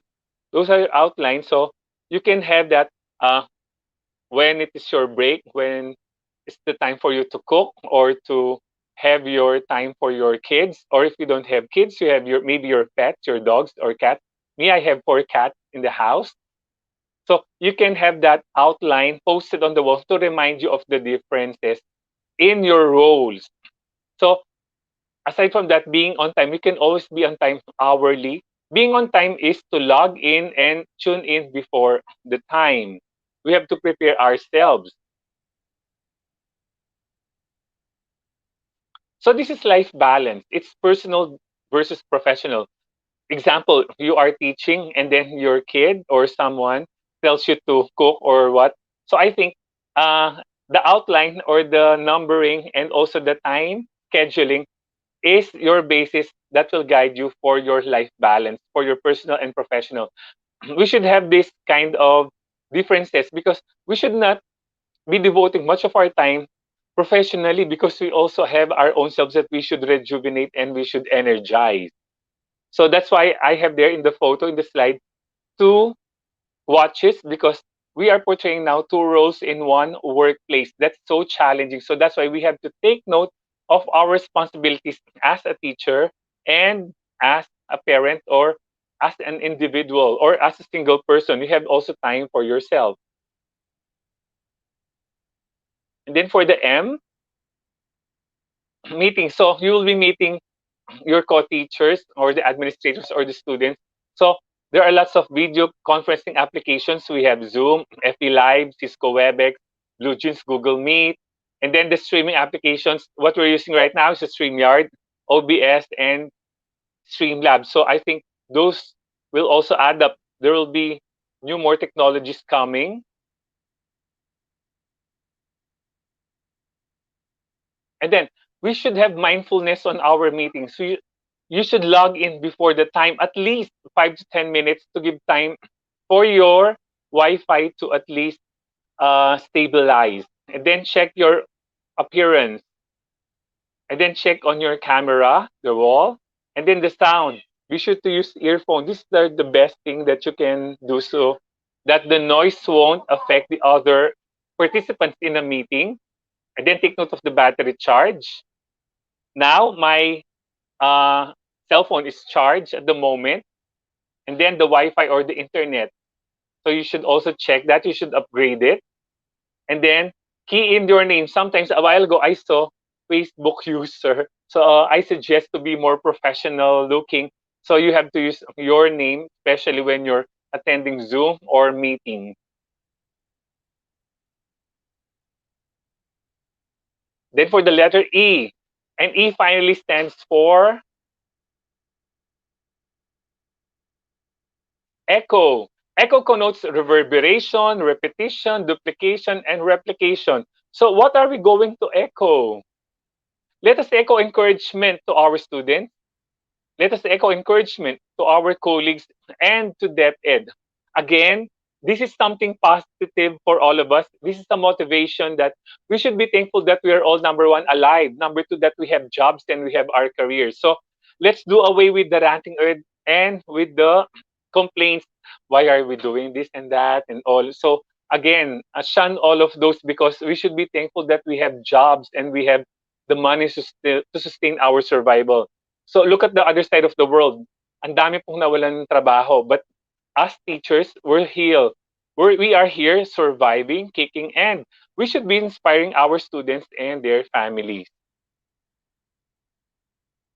And to ourselves, say, I am awesome.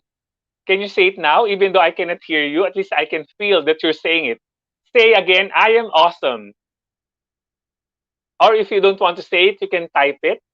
Be sure that you're engaging to me because, again, this is somewhat like a sample because you should always be engaging your students with your online classes. You should start from yourself. So be awesome. Start from yourself. Thank you. I hope that you learned a lot from me, from this program. So if you have any questions, you can ask them in the chat box. Special thanks to DepEd Angeles City, HAU Office of the President, Dr. Luis Maria Calingo, and then credit to the photos, videos, and slides and the themes, and also to HAU OCES. So contact us, Housespell. That's my email address. And then I hope that you can visit our page, Housespell. So we are giving various free webinars. They are usually motivational. And also in the future, we'll also be offering paid ones like the CPD units that you need to renew your PRC license. And also, I hope that you'll be visiting our Facebook page for more updates and more webinars. Thank you, Sir Adrian.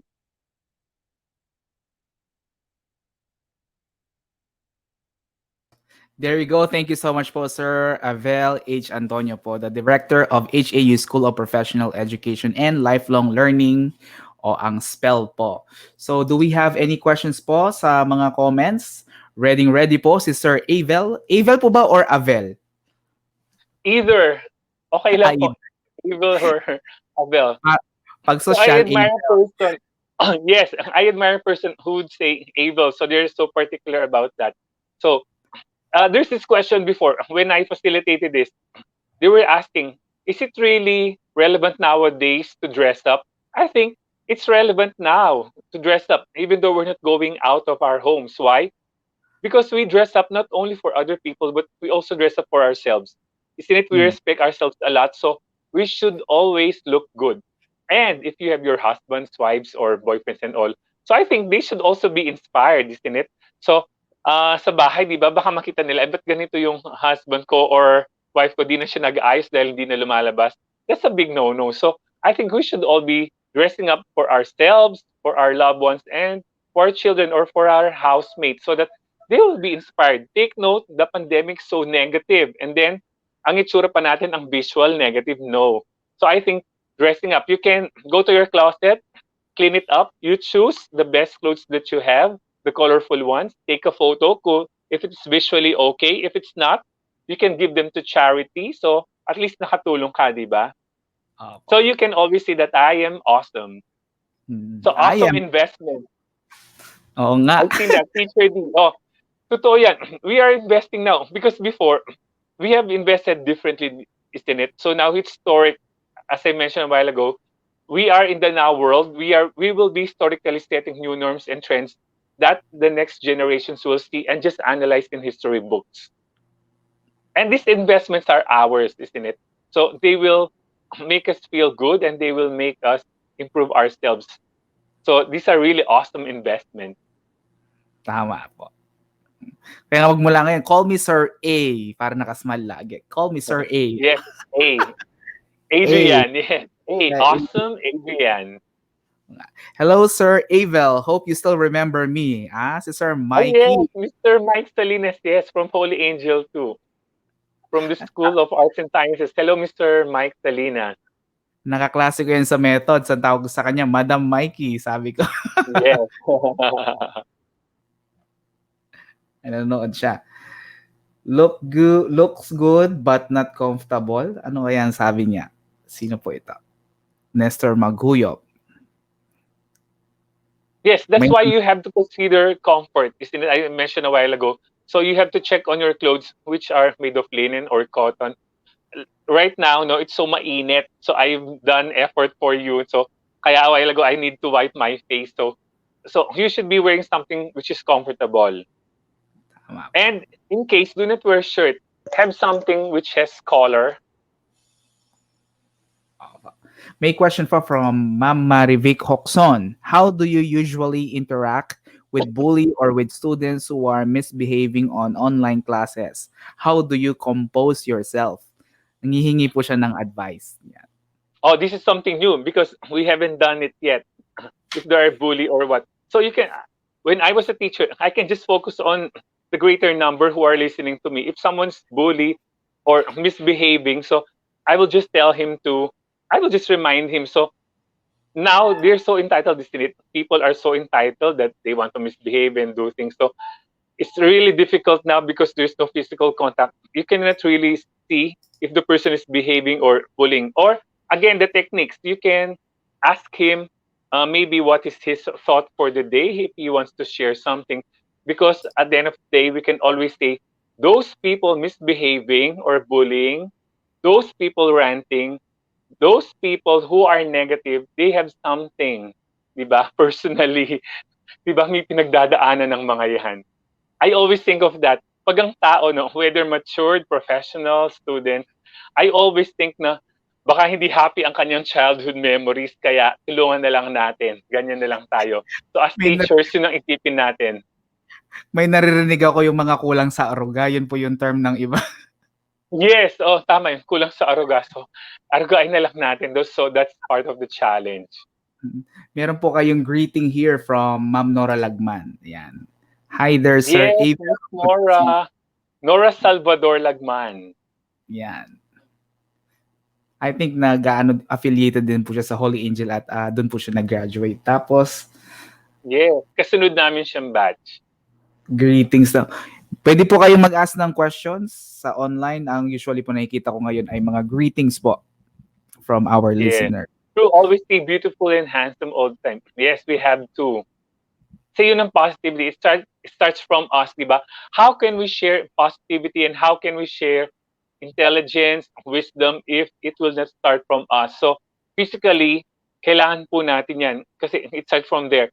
Before kasi, when we have this face-to-face classes, it's the power of the intelligence, diba? Pagpasok natin, even though we are not prepared physically, we did not comb our hair properly, ang intelligence ng teacher iba talaga, diba, when it transcends. But now kasi, the content, there's no question, as I've mentioned again a while ago, there's no question in the content, competence of the teacher, on the visual, because how can we keep our students listening to us for the rest of the month? And until the next time. Baka mag-drop yan kasi we encourage them to enroll, di ba? Kasi Tama.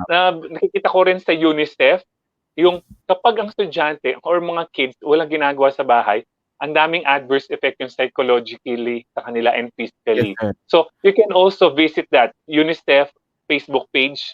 So on how education is essential to all the children of the world.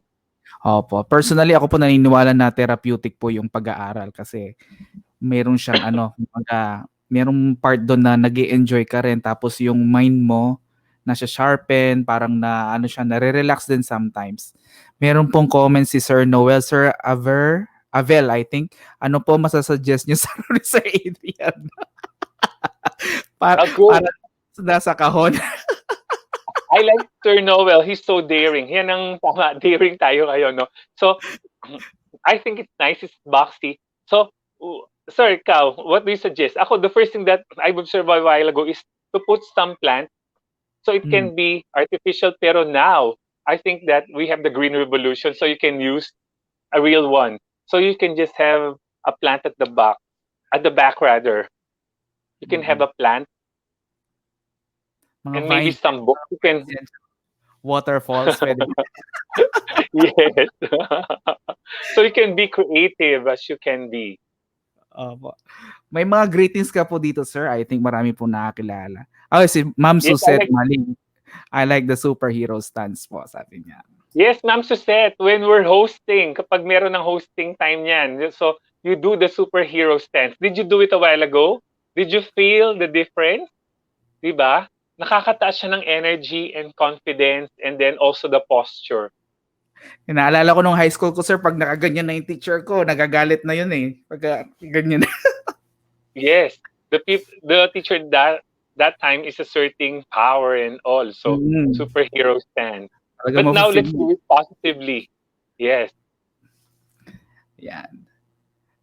Good AM po, sir, from Milo Suarez. How can we overcome fear? Fear on online teaching, fear on using technology. So mayroong parang digital anxiety or fear. Ewan ko po kung ma'am o sir. So fear, we have to upgrade because I was thinking also me, I'm not into technology before, but I want to be updated. I want to revolutionize and I want to stay relevant. So for you to stay relevant, remove that fear because if you won't be relevant, we won't exist. Like the dinosaurs, we weren't able to adapt. They weren't able to uh, become resilient. So they are phased out in the face of the earth. So I think that to be relevant, so we should upgrade ourselves. So we should overcome fear. And take note that I've seen this on online. No? We are made up of cells, isn't it? So the moment that we are conceived, we are in a race in our mother's womb, diba? It's a million number of sperms from our dad, and then we got to the egg of our moms. So those are millions. So we're able to win the swimming competition, no? Besting other millions. So when we survive the earth until now, so I think we can always do things. We just have to pray. May nagbibigay na ng ng plants. Naalala ko kasi, sir, merong nagregalo sa akin ng cactus sa table ko. And Yes. nangyari, inilagay ko sa table ko, after one quarter, tuyo na. Nakakalimutan kong diligan. Hindi ko na maalala, meron pala akong Ayun, alaga. sir. Siguro, yun, dapat we should also be responsible sa ganyan. So, ngayon different na yung world natin. So, we should be mindful of our surroundings na yun nga, meron pala tayong kailangang alagaan na halaman. Hindi yan artificial. Oo nga. And from Ma'am Fernandina po, ang aming ASDS, learn a lot from your lecture, Sir Avel. Very practical and useful, especially now that the teachers will be staying or teaching in their homes. Dapat prepared talaga po, dapat pala talagang may plantitos at plantitas. Yan. Yes, it's not only being prepared for our students, but also protection for ourselves, physically and health-wise. Kasi we'll be doing this for the rest of the year. If we won't be preparing ourselves physically with the ergonomics, with the equipment and all, mas stress tayo and then tayo ang loser. That's why me, so passionate about teaching, being a teacher for 10 years in high school and college. So, dapat, we should also protect ourselves with the various hazards, di ba? Yun nga, pag-upo natin, yung mga lumbar support and all. Kasi baka after 1 year, di ba, kuba na tayo or iba na yung feeling natin. Kasi iba talaga Tama. yung nakatayo. Right now, I'm standing up kasi I think it's more energetic to do it. I'm not saying that you're going to stand, but it's your option sometimes to stand or to sit up. You can be creative. Kasi there are no particular principles now, di ba, on how to do online teaching. Again, I have mentioned a while ago that we should do research, we should plan our method and take the leap because there's no one method to do this. Tayo ang magsiset ng trend. Tsaka naalala This ko, sir, nung nasa generation. call center ako, as much as possible, dapat tumatayo ka talaga kasi pag sa call center, naka-phone ka. Meron na akong kasama, nagkaroon yata ng deep vein thrombosis, kung hindi ako nagkakamali. So, lagi siyang nakaupo, sir, yun. Nagka-problema siya. Na-hospitalize, tapos magastos pa. So, bili na lang tayo ng gaming chair or magtayo-tayo tayo ng para less ang expenses. Yes, I ako think, nga pumayat ako sa pandemic kasi yun nga, I don't eat a lot like the usual. So you have to change your lifestyle. Before, tama. I was eating 4 times a day because I usually go to the mall because I enjoy the vibes of the mall because so happy environment, happy place. At least 3 times a week I go to the mall.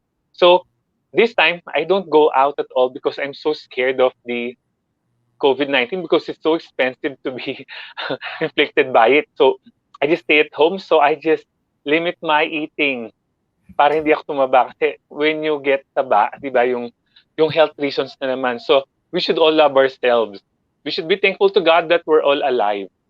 Tama po. Actually, good vibes na good vibes po ang ating mga kasamang teacher. Kaya hindi po sila nagtatanong. Tingnan ko lang po Yes. kung meron. I think, yes, there's not much question that I expect kasi diba they're all just suggestions and tips. So, Tsaka you can do nakaka-good it. vibes, sir. Mhm. Nakaka-good Yes, vibes oh, yun lang ang gusto ko. Oh. Good vibes. Unlike the previous one, yung kay attorney, so legal. So, those are different things. They should be cleared talaga. So, ang daldal ko, no? So, I would like to suggest to teachers, you watch on YouTube Judge Judy. Again, it's Judge Judy. Sa US po yun. So, judge siya and then may mga parang nagko-complain and all, ganyan. So, I always watch it daily kasi nakikita ko how she intelligently predicts the behavior of the people. Yung ganun. So, it's up for you to discover what I'm saying. So, watch again. Again, the name is Judge Judy. So, makikita mo yung hindi ka makakalusot sa kanya. Even as teachers, we can use that technique kasi, no? Yung how we evaluate a certain action, sino may kasalanan, kahit mabuti, hindi pa rin niya dapat ginawa ganun. So, you just have to watch Judge Judy, YouTube, Judge or sa Judy. Facebook. Yan. Take note yung Judge Judy. Yes, pwede siyang principal, pwede siyang teacher, ganyan. Ang galing niya, ang talino yung magbigay ng mga niya, settlement and decision sa court.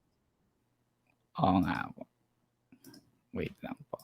Check ko lang po kung may mga questions pa po tayo. Maraming Mr. Milo, natutuwa. thank you. Oo. Smile is contagious. Tsaka yung aura mo maganda, magaling. Yun, we should have good vibe. Yung parang spirit yung spiritual mo, vibes dapat positive talaga. Thanks. The sharings are really helpful, especially this time of pandemic, lalo na majority of the work is done online. Salamat, Sir Avel. Hope to see you soon. Physically. Yes. Yan. Yes, In Sir Michael, flesh. yes. I missed having the face-to-face meetings with people. Lang po. Yun, puro nagpapasalamat, sir. I guess dahil wala ng questions. Yun nga, and the most confident people and the most confident professionals, I think, are the teachers, di ba? Tayo lahat. So, kaya natin yan. Let's not have the fear, the negativity, and the ranting. So, the teachers are the ones setting trends. The teachers are the one, di ba?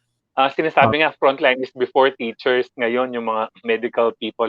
Yun nga, ang real frontliners, yung mga teachers, because they're the ones who can make the students become good professionals and good people, and tayo rin naman magiging reason baka maging negative yung mga child or mga students natin, di ba? So we can just inspire people now. Let's all change mindset, heart set, and action set. Let's all be inspirational and let's just have that positive motivation. Yes. So let me go ahead po and award the certificate po, sir, habang magpe-prepare po tayo para sa ating closing. Share ko lang po yung screen and award this certificate po. Saglit lang po. Share ko ang screen. There you go. Okay, certificate of recognition po is awarded po to Sir Avel H. Antonio for being the resource speaker during the Education Summit on Sulong eduKALIDAD held on August 19 at DepED Division of Angeles City, Jesus Street, Pulong-Bulo, Angeles City. Given this 19th day of August 2020 at DepED Division of Angeles City, Jesus Street, Pulong-Bulo, Angeles City, signed by Dr. Maria Irene P. Tamayo, OIC Schools Division Superintendent. Thank you so much, Sir Avel. Yeah. Congratulations. So can we have a screenshot? Can we have a screenshot of this? Of course po, of course. Yeah. Kayo po ba mag-i-screenshot, sir? Sige, ako na lang. Okay po. Yan. Later on po, hindi ko po nabasa ang certificate ni attorney pero i-award ko po kasi nakadata siya kanina and nasa sasakyan. So medyo hassle sa kanya. Pero i-award ko na rin po ito.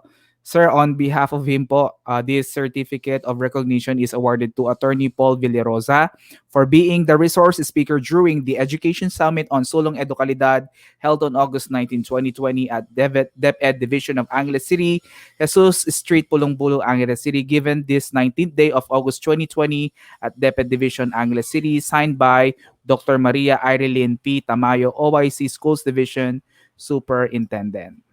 Meron din po akong another certificate for the Office of the Community Extension Services of Holy Angel University. This is a certificate of appreciation in grateful appreciation of its continuous support to the Department of Education by sharing its HAU Spell Resource Speaker during Education Summit on eduKALIDAD. At the same time, meron din po tayong certificate mismo for Holy Angel University in grateful appreciation of its continuous support to the Department of Education by sharing its HAU Spell Resource Speaker during the Education Summit on Sulong eduKALIDAD, signed by OIC SDS Dr. Maria Irene P. Tamayo. There you go po. Thank you so much po, Sir Yes, thank Abel. you. Thank We you also to appreciate Dr. Yes, Irene Paras Tamayo. Oo. Sa Holy Angel din siya. So, she's also one of my idols and inspiration. She's Ay, not sino only pong hindi? intelligent, no? Ha? Opo. Sino Oh, pong she's not only hindi? intelligent. Oo, lahat po Oo, she's tayo. not only intelligent, pero yung balance siya na her composure, yun ang pinakagusto ko sa kanya. Ang natutunan ko sa kanya yung composure niya. How she speaks well and doing things intelligently, yung ganyan. Mm. Yung tayo pa lang niya, sir, may message na, sabi nga. Oh, Lahat yes. She lang may siya. speak softly, but she carries a big impact, a big stick. Very true Hello, po. Dr. Irene.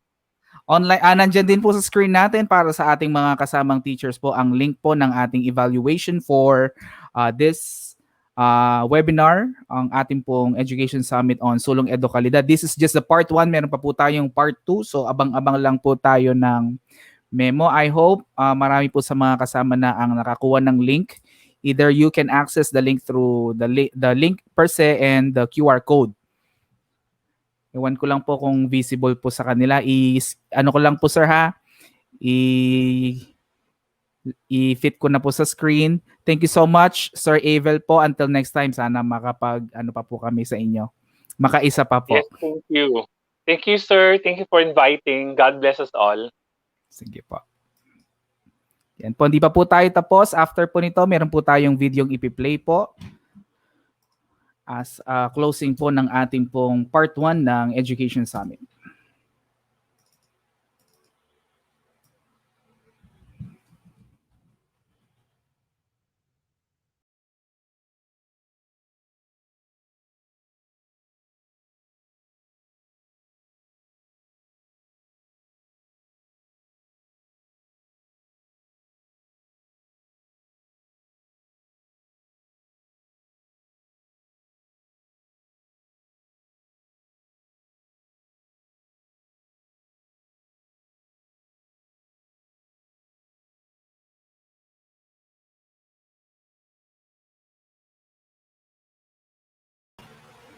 Wait lang.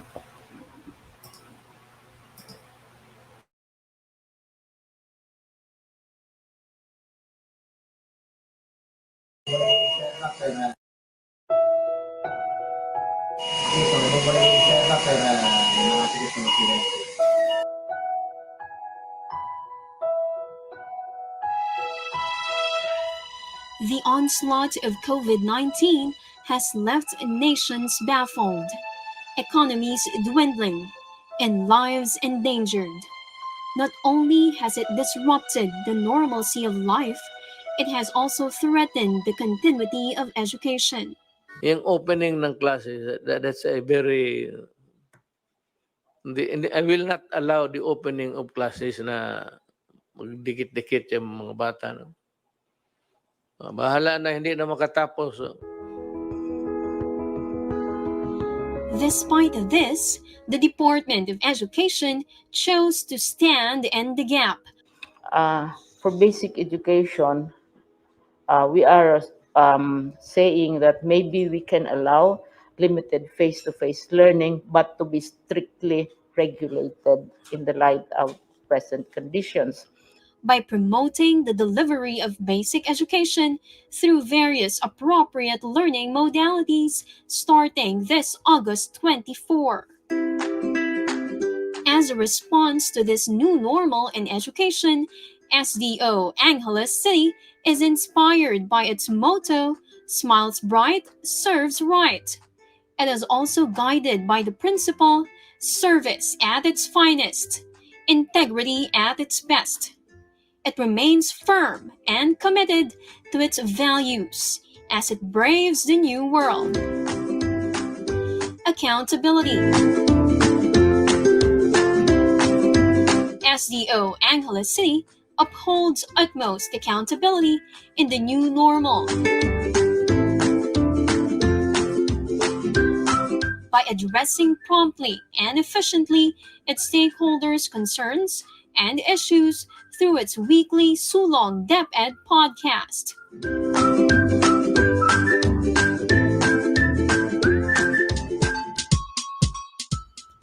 Nobility. Noble character of its people is an essential value for SDO Angeles City.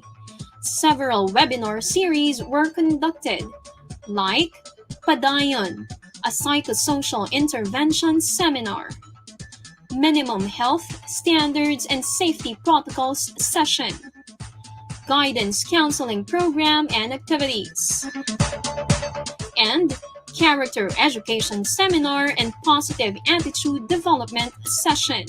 Also, Project Pray was launched to strengthen and uplift the morale and spirit of its personnel, thus building a sense of resiliency among the teaching and non-teaching personnel amidst fear and stress brought about by the pandemic. Good governance. SDO Angeles City manifests its commitment to good governance by crafting its Learning Continuity Plan or LCP. This is to ensure that quality learning continues amidst the pandemic, and all its schools are prepared for the new normal. Parents' orientation on the learning delivery modalities was also conducted by its schools to assure parents of the continuity of their children's education. Likewise, strong partnership with various institutions, local government units, and non-government organizations are sustained to guarantee support system mechanisms to its projects and programs. Education. SDO Angeles City supports the Department of Education and its thrust for Sulong eduKALIDAD by conducting Oplan Balik Eskwela and Brigada Eskwela.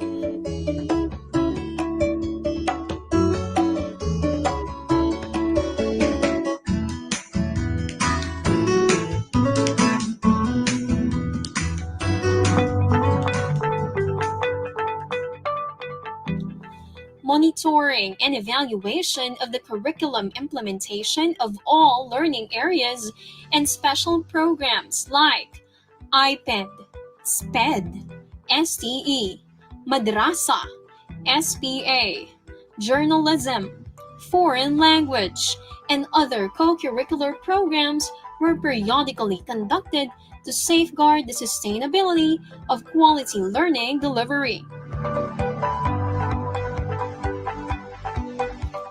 Leadership. SDO Angeles City takes its people not just where they want to be, but where they ought to be. Capacity building workshops and online sessions were initiated by the division to lead its people towards the acquisition of necessary knowledge and skills for the new normal. This includes webinars on the learning delivery modalities, Magandang buhay at mabuting tao sa lahat ng mga teachers from public and private Tech Talk series on the different online learning platforms, and CID Teachers Orientation on the New Normal in Education webinar series. Distant Learning Assessment Tool. Excellence. SDO Angeles City thus things extraordinarily well. With excellence as its working parameter, video simulations on learning delivery modalities were crafted to ascertain schools and teachers' preparedness. Ang gagawin lang from 1 to 10, tapos each portion will be revealed after masagot. Kaya ang sasagot. Handa na yung ko na pong spin. Yes. 28. Sino si mag-aaral? 28. Sino siya?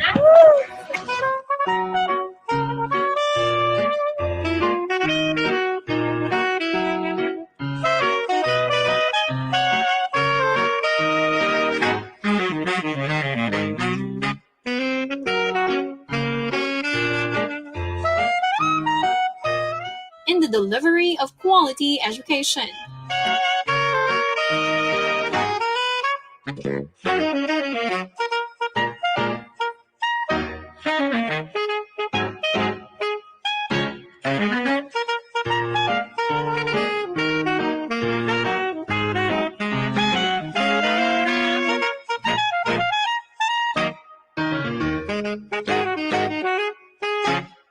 Also, learning activity sheets were prepared to guarantee the availability of learning resources for its learners. Service.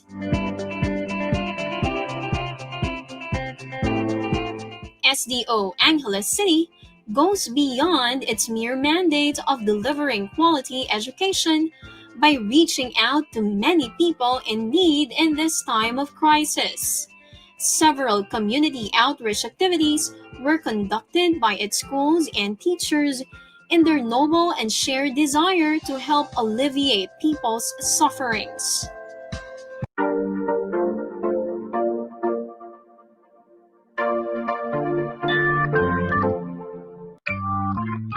This unprecedented pandemic brings changes and uncertainties. But with God Almighty's divine assistance, SDO Angeles City can and will still smile bright and serve right as it delivers service at its finest, integrity at its best, for the benefit of all Filipino children and for the greater glory of God.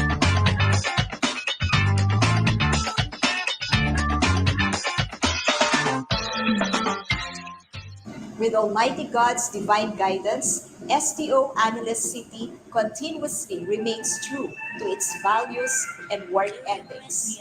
Smiles bright. Serves right. Service at its finest. Integrity at its best. Para sa bata, para sa bayan, handa kami, Sulo, Better Angeles City.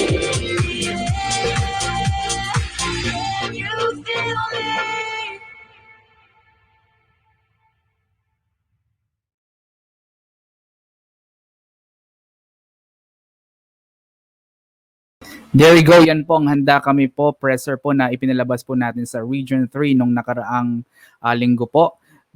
Thank you very much po sa lahat ng tumulong po sa pagsasagawa po ng first part po ng Education Summit ng eduKALIDAD Part 1. Sana po ay abangan po ninyo ang Part 2, meron pa po itong kasunod. Thank you very much din po sa ating pong mga partner po sa Holy Angel University, kay Ma'am Norilyn Pineda po, ang head ng OSES or Office of the Community Extension and Services, and Ma'am Shirley May Barrera. Ganun din po, thank you very much po sa ating mga kasama po sa SGOD, ang ating pong proponent ng Education Summit, si Ma'am Arceli G. Garcia, ang Human Resource Development Senior Education Program Specialist, at ang kanyang pong partner, syempre, andyan po si Ma'am Vilma NCSO ang kanyang pong EPS. Nandyan din po ang ating mga kasama sa technical booth po. Nandyan po si Sir Noel Raganit po. Nakabackup po siya. At ang ating pong ASDS at SDS. Salamat po sa lahat ng mga nanood, sa ating pong mga school heads at mga teachers. Thank you very much po. And enjoy your lunch po. Lunchtime na po. See you po next time.